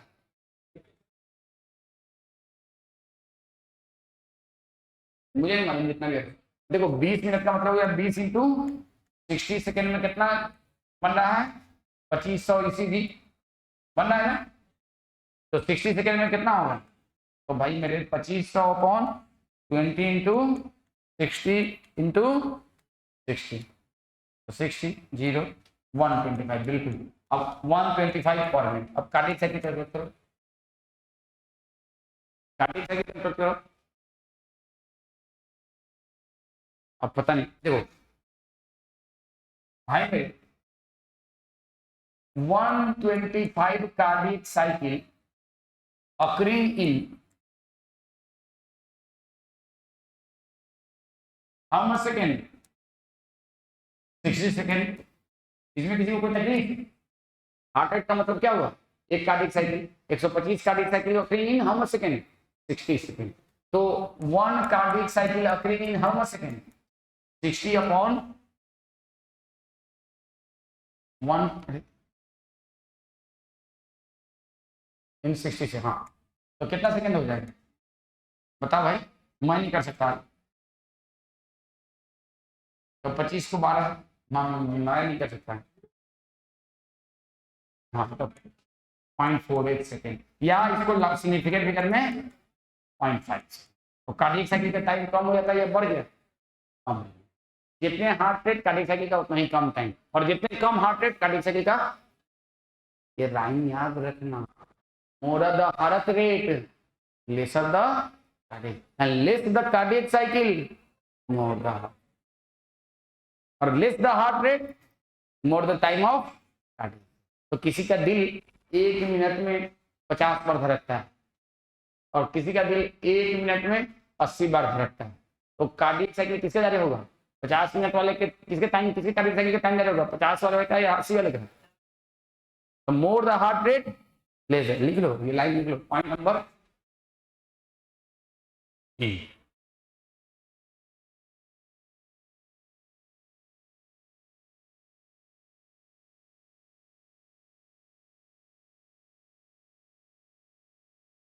more the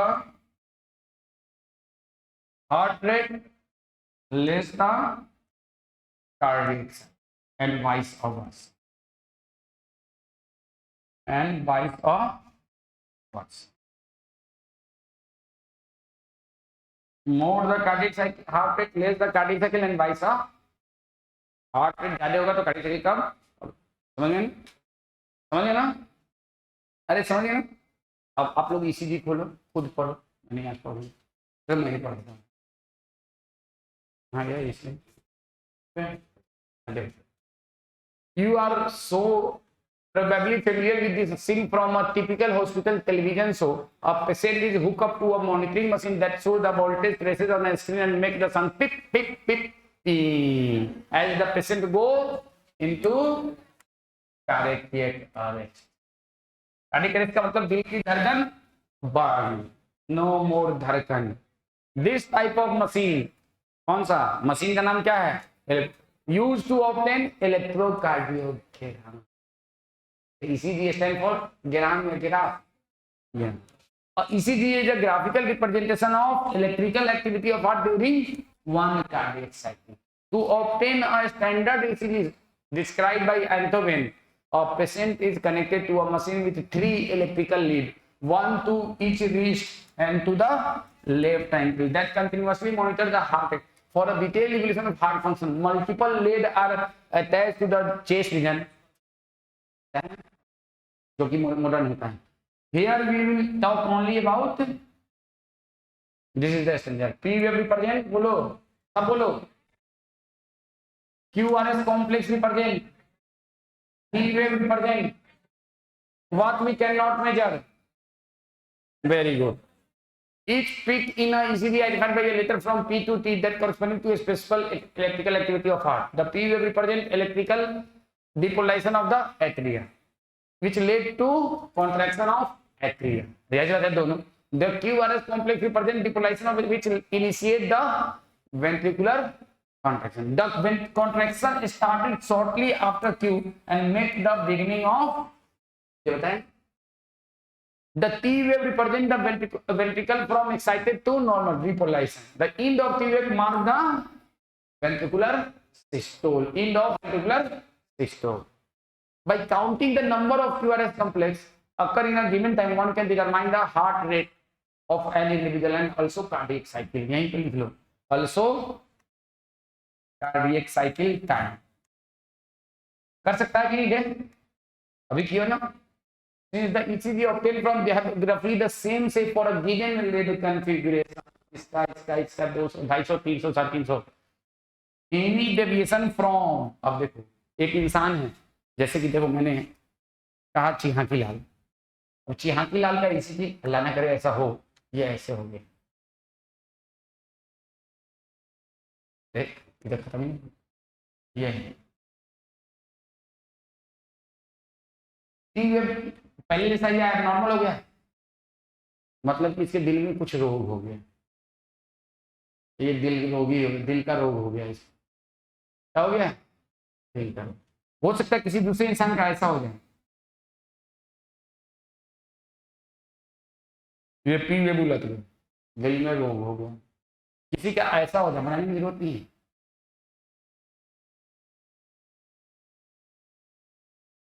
elevation में तो अलग अलग बीमारी में स्पेसिफिक टाइप का चेंज आता है, और ईसीजी अगर जो बहुत एक्सपर्ट होता है डीएम कार्डियोलॉजी, और वो भी बहुत जो एक्सपर्ट कार्डियोलॉजिस्ट होता है ना, वो ईसीजी देखेगा बता देगा कि इसके दिल में ये बीमारी, दिल में बहुत तरह की बीमारी होती है, देख के बता देगा दिल के में इसके बाल में खराबी है, इसके दिल में एक एक्स्ट्रा छेद है, इसके दिल में यहाँ पे वाला रीजन जो है ना प्रॉपरली कॉन्टैक्ट नहीं कर रहा, तो ईसीजी के देख के हम लोग बहुत सारी बीमारियों का पता कर सकते हैं। That is why ECG is of great clinical significance, पहले भी बता चुके हैं बात, ECG of great clinical significance, कोई दिक्कत?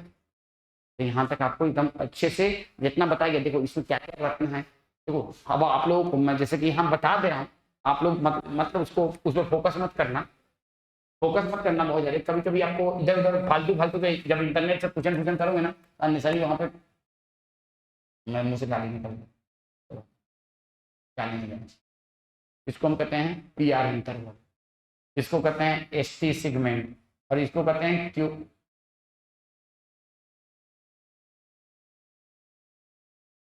क्यूटी इंटरवल, क्या कहते हैं क्यूटी इंटरवल। तो ये सब फालतू का बात है, इसको पीआर सेगमेंट कहते हैं, इसको ST segment, PR interval, QT interval, ST segment, ये सब आता नहीं है, इन सबको बेकार का।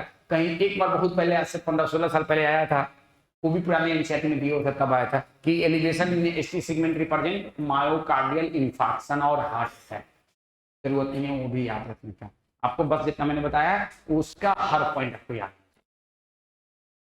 मैं एक बार सबसे रिकाउंट कर रहा हूँ, देखो मैं कभी भी एक क्लास में बुलवाता बहुत कम, लेकिन आज मैं बुलवा रहा हूँ, बताओ ECG mechanical activity of heart को रिप्रेजेंट करता है या इलेक्ट्रिकल एक्टिविटी, और वो इलेक्ट्रिकल एक्टिविटी हार्ट को से कौन सी काम करवाता है, मैकेनिकल काम, करंट आएगा पंखा नाचेगा, करंट क्या है इलेक्ट्रिकल, पंखा नाचना क्या है, डिपोलाइजेशन क्या है इलेक्ट्रिकल, कॉन्ट्रैक्शन क्या है, कॉन्ट्रैक्शन क्या है, करंट क्या है, डिपोलाइजेशन क्या है इलेक्ट्रिकल, और कॉन्ट्रैक्शन क्या है। तो जब तक इलेक्ट्रिकल वर्क, इलेक्ट्रिकल एक्टिविटी होगा, क्या मैकेनिकल एक्टिविटी होगा, और किसी का इलेक्ट्रिकल एक्टिविटी बंद हो जाए, मान लो एसएन ही खराब हो गया, जनरेटर ही खराब हो गया, तो हार्ट क्या हो जाए, कॉन्ट्रैक्शन बंद कर देगा कि नहीं। तो आपने सुना होगा ना आर्टिफिशियल पेस मेकर, जिसका एसए नोट खराब हो जाए, होने के चांसेस होते हैं या पार्शियली खराब हो गया, तो उसको एसए नोट की जगह आर्टिफिशियल पेस मेकर लगाया जाता है। क्या लगाया जाता है, जो एसए नोट का फंक्शन ले लेता है, इसका फंक्शन ले लेता है, उसको क्या कहते हैं, आर्टिफिशियल पेस मेकर, सुना होगा नाम आपने इंट्रेंस की तैयारी में, ठीक है ना, आर्टिफिशियल पेस मेकर। एक तो बात ये समझ, अब बताओ इस इलेक्ट्रिकल एक्टिविटी की वजह से ही हमारा हार्ट कॉन्ट्रैक्ट और रिलैक्स करता है, हमारी कार्डियक साइकिल कंटिन्यू होती है। One ECG represent electrical activity of heart during one cardiac. उसके बाद इस क्लासिकल ईसीजी में हम कौन सा इलेक्ट्रिकल इवेंट हार्ट का नहीं मेजर कर पाते हैं, क्यों नहीं कर पाते हैं आपको मालूम है, मैं पूछूंगा नहीं। तीसरा, ईसीजी में वेंट्रिकुलर कॉन्ट्रैक्शन किस पॉइंट पे स्टार्ट होता है, the end of QL, and ventricular contraction कब खत्म होता है, द एंड ऑफ टीएल, ये रहता हुआ। दूसरा, इसमें अलग अलग इंटरवल और सेगमेंट्स होते हैं, उसका भी अपना सिग्निफिकेंस है, लेकिन वो आपको याद नहीं करना, आपको सिर्फ याद करना P wave represent atrial depolarization, QRS complex ventricular depolarization, P wave represent ventricular depolarization. Next, ECG में 3 लेयर होते हैं या मल्टीपल लिखते हैं, depend upon type of ECG. Classical ECG में 3 लेयर होता है, एक को राइट रिस्ट में, दूसरे को लेफ्ट रिस्ट में, तीसरे को लेफ्ट एंट्री में, देखो लेफ्ट एंट्री में, right wrist, left wrist, left, classical पूछा जा सकता है। और मॉडर्न ईसीजी में कितना लेयर होता है, बहुत सारा, किसी में 10, किसी में 12, और इससे कॉम्प्लेक्स ईसीजी मेजर किया है। कॉम्प्लेक्स ईसीजी मेजर किया था। नेक्स्ट, अगर हमको किसी पेपर पे एक गिवन टाइम इंटरवल में नंबर ऑफ ईसीजी काउंट कर लें तो हम उसका हार्ट रेट और कार्डियक साइकिल बता सकते हैं कि नहीं बता सकते? बता सकते। तो नंबर ऑफ ईसीजी काउंट करने से बेहतर क्या काउंट करना है? Number of QRS. यहाँ तक कोई दिक्कत? And ECG of great clinical.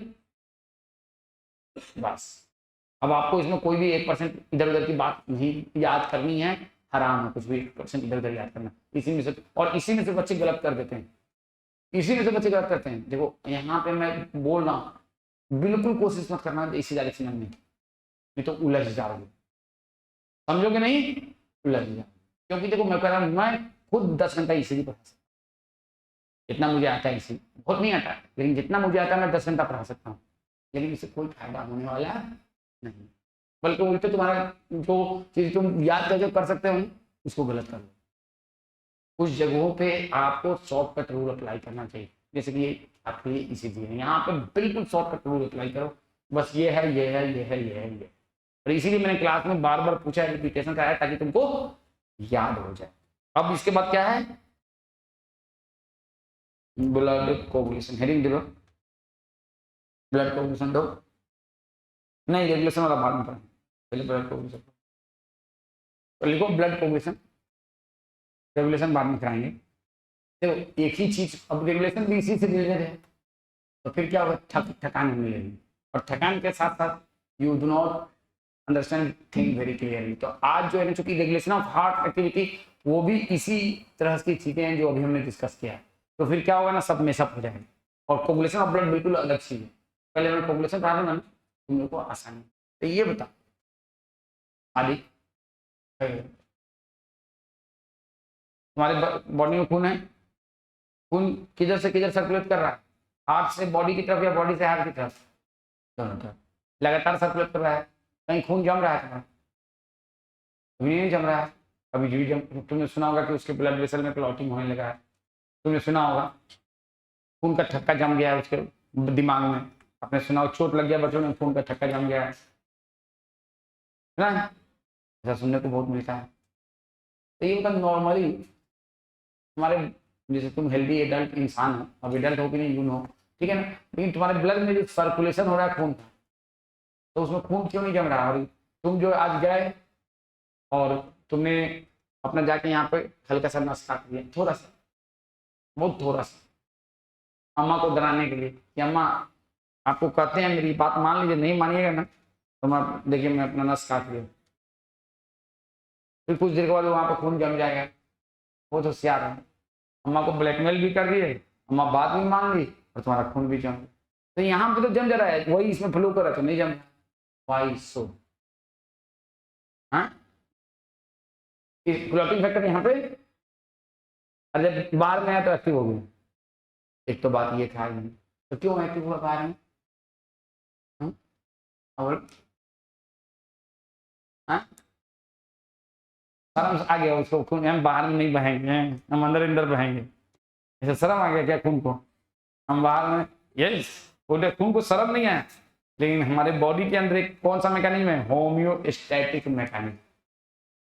कौन सा मैकेनिज्म? बैठ जाओ।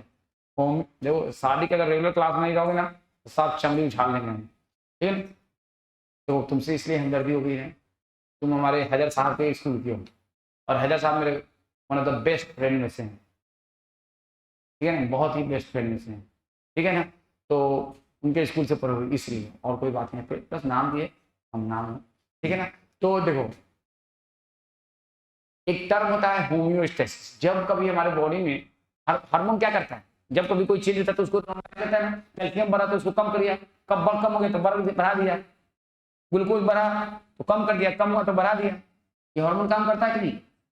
सोडियम कम हुआ तो सोडियम लेवल को बढ़ा दिया, सोडियम ज्यादा हो गया तो उसको कम कर दिया, हार्मोन ये सब काम करता है कि नहीं? वैसे ही जब खून सर्कुलेट कर रहा है, ठीक है, खून बहना बाहर से हुआ, नहीं हम नहीं बढ़ने देंगे, खून खुद डिसाइड कर रहा है, हम नहीं बढ़ने देंगे, हम रुक जाएंगे, खून खुद डिसाइड कर रहा है, खून itself नहीं, हम बाहर नहीं बहेंगे, इसको शर्म आ रहा है बाहर बहेंगे, हमारा खून किसी और को, कोई और क्यों देखेगा? तो एक लाइन है एनसीईआरटी में, blood coagulation occur for preventing excessive loss of blood from the body. लिखो हेडिंग दो, ब्लड कोगुलेशन, और पहला लाइन यही लिखो। भाई क्या है तुम इतना एकदम लग रहा है जैसे तुमको किसी ने जेल की सजाए काला पानी दे दिया है भाई, सजाए काला पानी सुना है? Blood coagulation, blood coagulation prevent excessive loss of blood from the body, blood coagulation prevent excessive loss of blood from body. तो ब्लड कोगुलेशन का ये सिग्निफिकेंस है, ब्लड कोगुलेशन का क्या है ये सिग्निफिकेंस है कि वो ब्लड से बॉडी से एक्सेसिव खून को बहने नहीं देता है। नहीं तो छोटा छोटा कट लगेगा ना और एक एक लीटर 2-2 लीटर खून बह जाएगा, नहीं बह जाएगा, बन नहीं जाएगा। लेकिन छोटा मोटा कट लगता रहता है जिंदगी में और थोड़ा बहुत खून बता अपने आप बन रहता है, हो जाता है कि नहीं हो जाता। लेकिन अगर मान लो कि इसने अपना नस यूं रगड़ रगड़ के किसी के मोहब्बत में काट लिया, पूरा आधा नस उड़ा लिया, तो क्या वहां कोगुलेशन हो जाएगा? फिर डॉक्टर के पास जाएगा, वो सर्जरी करेगा, टाँका लगाएगा, तो एक दूसरे को ब्लड वेसल को एकदम एक दूसरे से जोड़ेगा तो शायद रुक जाएगा, तो पी हो जाएगा, नहीं हो जाएगा। तो कोगुलेशन भी ऐसा नहीं कि अगर कोई इतना बड़ा काट ले पूरा कहे कि कोगुलेशन सर यहाँ तो नहीं हो रहा है, हमसे बकलोल सब पूछ देता है कि सर इतना बड़ा इंजरी हो गया, उसका तो खून ही नहीं बना बंद हो रहा था। तो ब्लड कोगुलेशन सिर्फ छोटे मतलब साइड पे जहाँ पे छोटी इंजरी होती है वहीं पे इफेक्टिव होता है। अब इतना बड़ा यहाँ से यहाँ यूं नस काट लिया आर पार किसी अपने यार के चक्कर में, तो क्या कोगुलेशन हो जाएगा? नहीं होगा। यार के चक्कर में नस को आर पार करना रहे, हाँ कोई फायदा नहीं। कोई जिंदगी में देखो अपनी जिंदगी है, अपने लिए जियो, किसी दूसरे के लिए अपनी जिंदगी मत खराब करो। एक जाएगी दूसरी आएगी, एक जाएगा दूसरा आएगा, हाँ नहीं, कभी अपनी जिंदगी को डेंजरस जोन में मत ले जाओ। नहीं तुम लोग टीनेजर हो, कोई सचिन देखो कितना सिंसियर होकर सुन रहा है, कभी इतना बायोलॉजी नहीं सुना होगा। तुम लोग टीनेजर हो, इस एज में देखो क्या होता है, सिर्फ और सिर्फ अट्रैक्शन होता है अपोजिट सेक्स के लिए और कुछ नहीं होता। सच्ची मोहब्बत तो 2-4-6 महीने में भी नहीं होता, मतलब 20 साल तक जब साथ साथ रहता है ना तब जाके सच्ची मोहब्बत। सच्ची मोहब्बत पैदा होते बच्चे से हो जाता है, औलाद से होता है, बीवी से तो होता नहीं है शुरू में, 10-15 साल तक दोनों लड़ के तब जाकर उनमें सच्ची मोहब्बत शुरू होता है। हाँ सच में बुढ़ापा में ही सच्ची मोहब्बत होती है, ये फैक्ट बिल्कुल है। अब सच्ची मोहब्बत सिद्दीकी साहब के बाद में मेरे में भी नहीं, जनरेशन तो बिल्कुल नहीं है, वही समय तो बिल्कुल नहीं है। सच्ची मोहब्बत शुरू होती है कब? जब लंबे टाइम तक हस्बैंड वाइफ है। तुम लोग सब पहली नजर का प्यार सच्चा प्यार है बकले नहीं होता, और उसके चक्कर में किसी के लिए अपना जिंदगी मत खराब करना, बिल्कुल खराब मत करना। ये सब कुछ नहीं होता है, सिर्फ अट्रैक्शन है। मैं देखो being a doctor, being a teacher, ये मेरी जिम्मेदारी बनती है कि तुम लोग इस एज ग्रुप में हो ना, इस एज ग्रुप में बच्चे ये एक्टिविटी गलती करते हैं, कुछ नहीं होता है, एकदम फालतू है। एक जाएगी 4 आएगी, 4 एक जाएगा 4 आएगी। किसी के चक्कर में अपना जिंदगी मत खराब करना, और सबसे बड़ी बात किसी के चक्कर में पढ़ना ही मत, अभी अपने कैरियर पे रखते हो। तुम लोग भी किसी के चक्कर में पढ़ना मत, अपने कैरियर पे फोकस करना। ये अभी चक्कर में पढ़ने का टाइम नहीं है, अभी कैरियर पे फोकस करो, चक्कर के लिए बहुत टाइम है। चलो आज तो देखो देखो ये है सुनो, ये ब्लड वेसल है और ये खून इसमें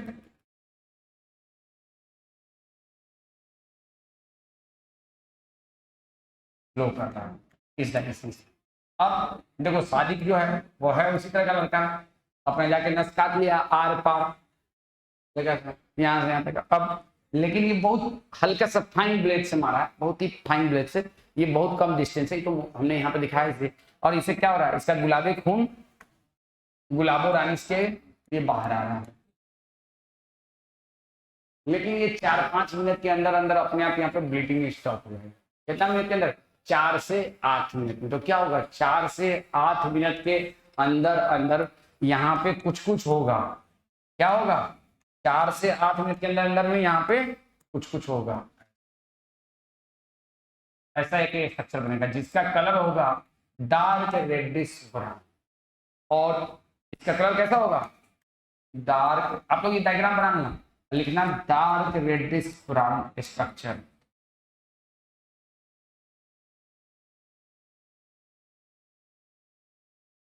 At the site of injury,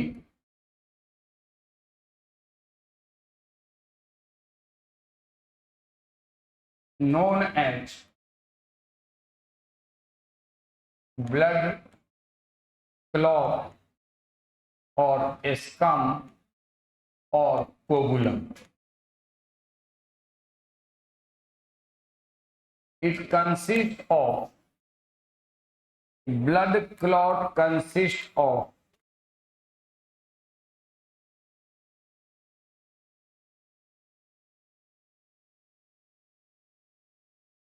numerous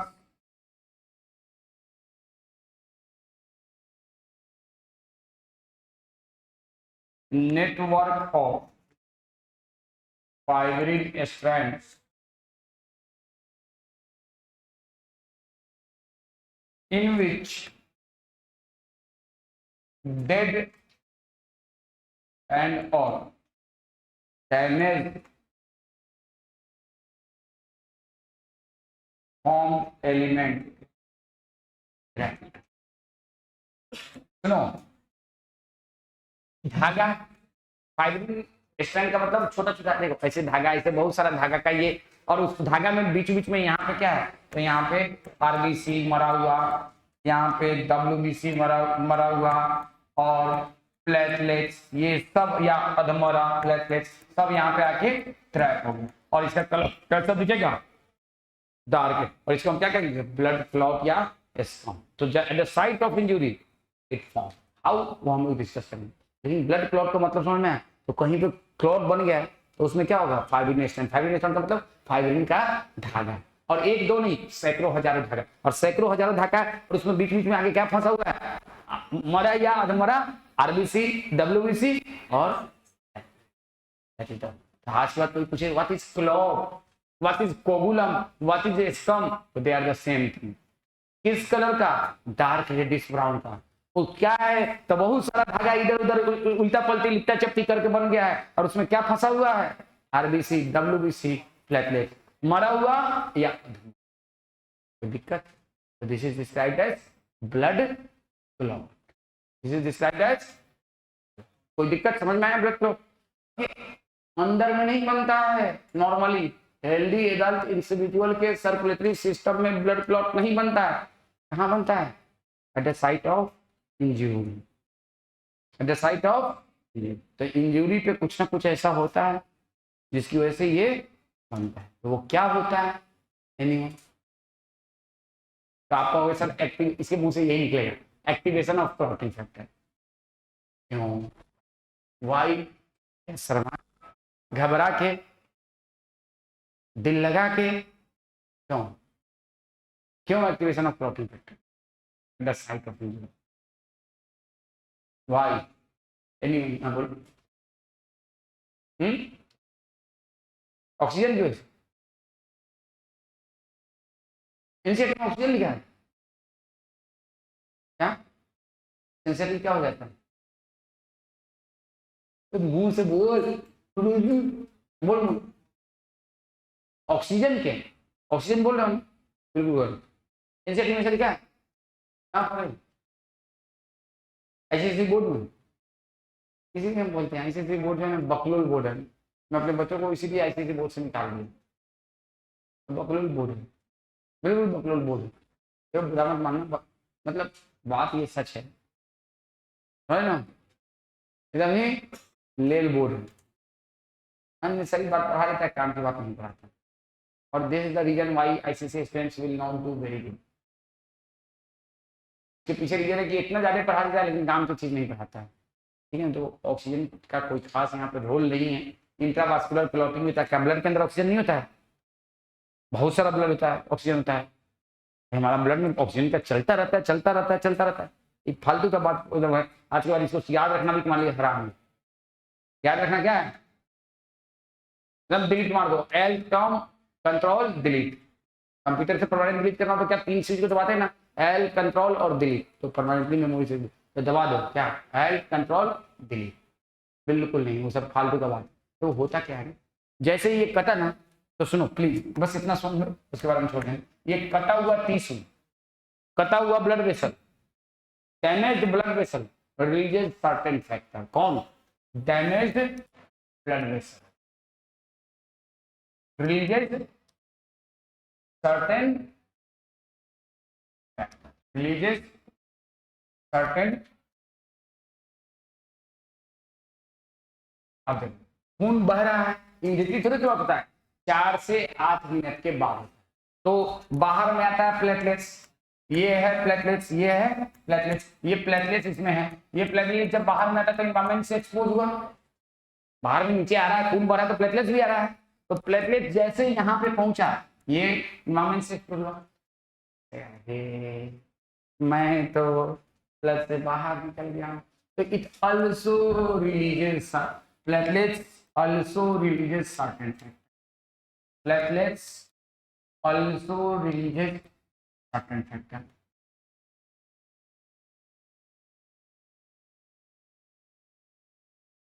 in contact with environment, in contact with, इसी को हमारे आईसीसी के बुक में क्या लिख दिया है, in contact with environmental oxygen,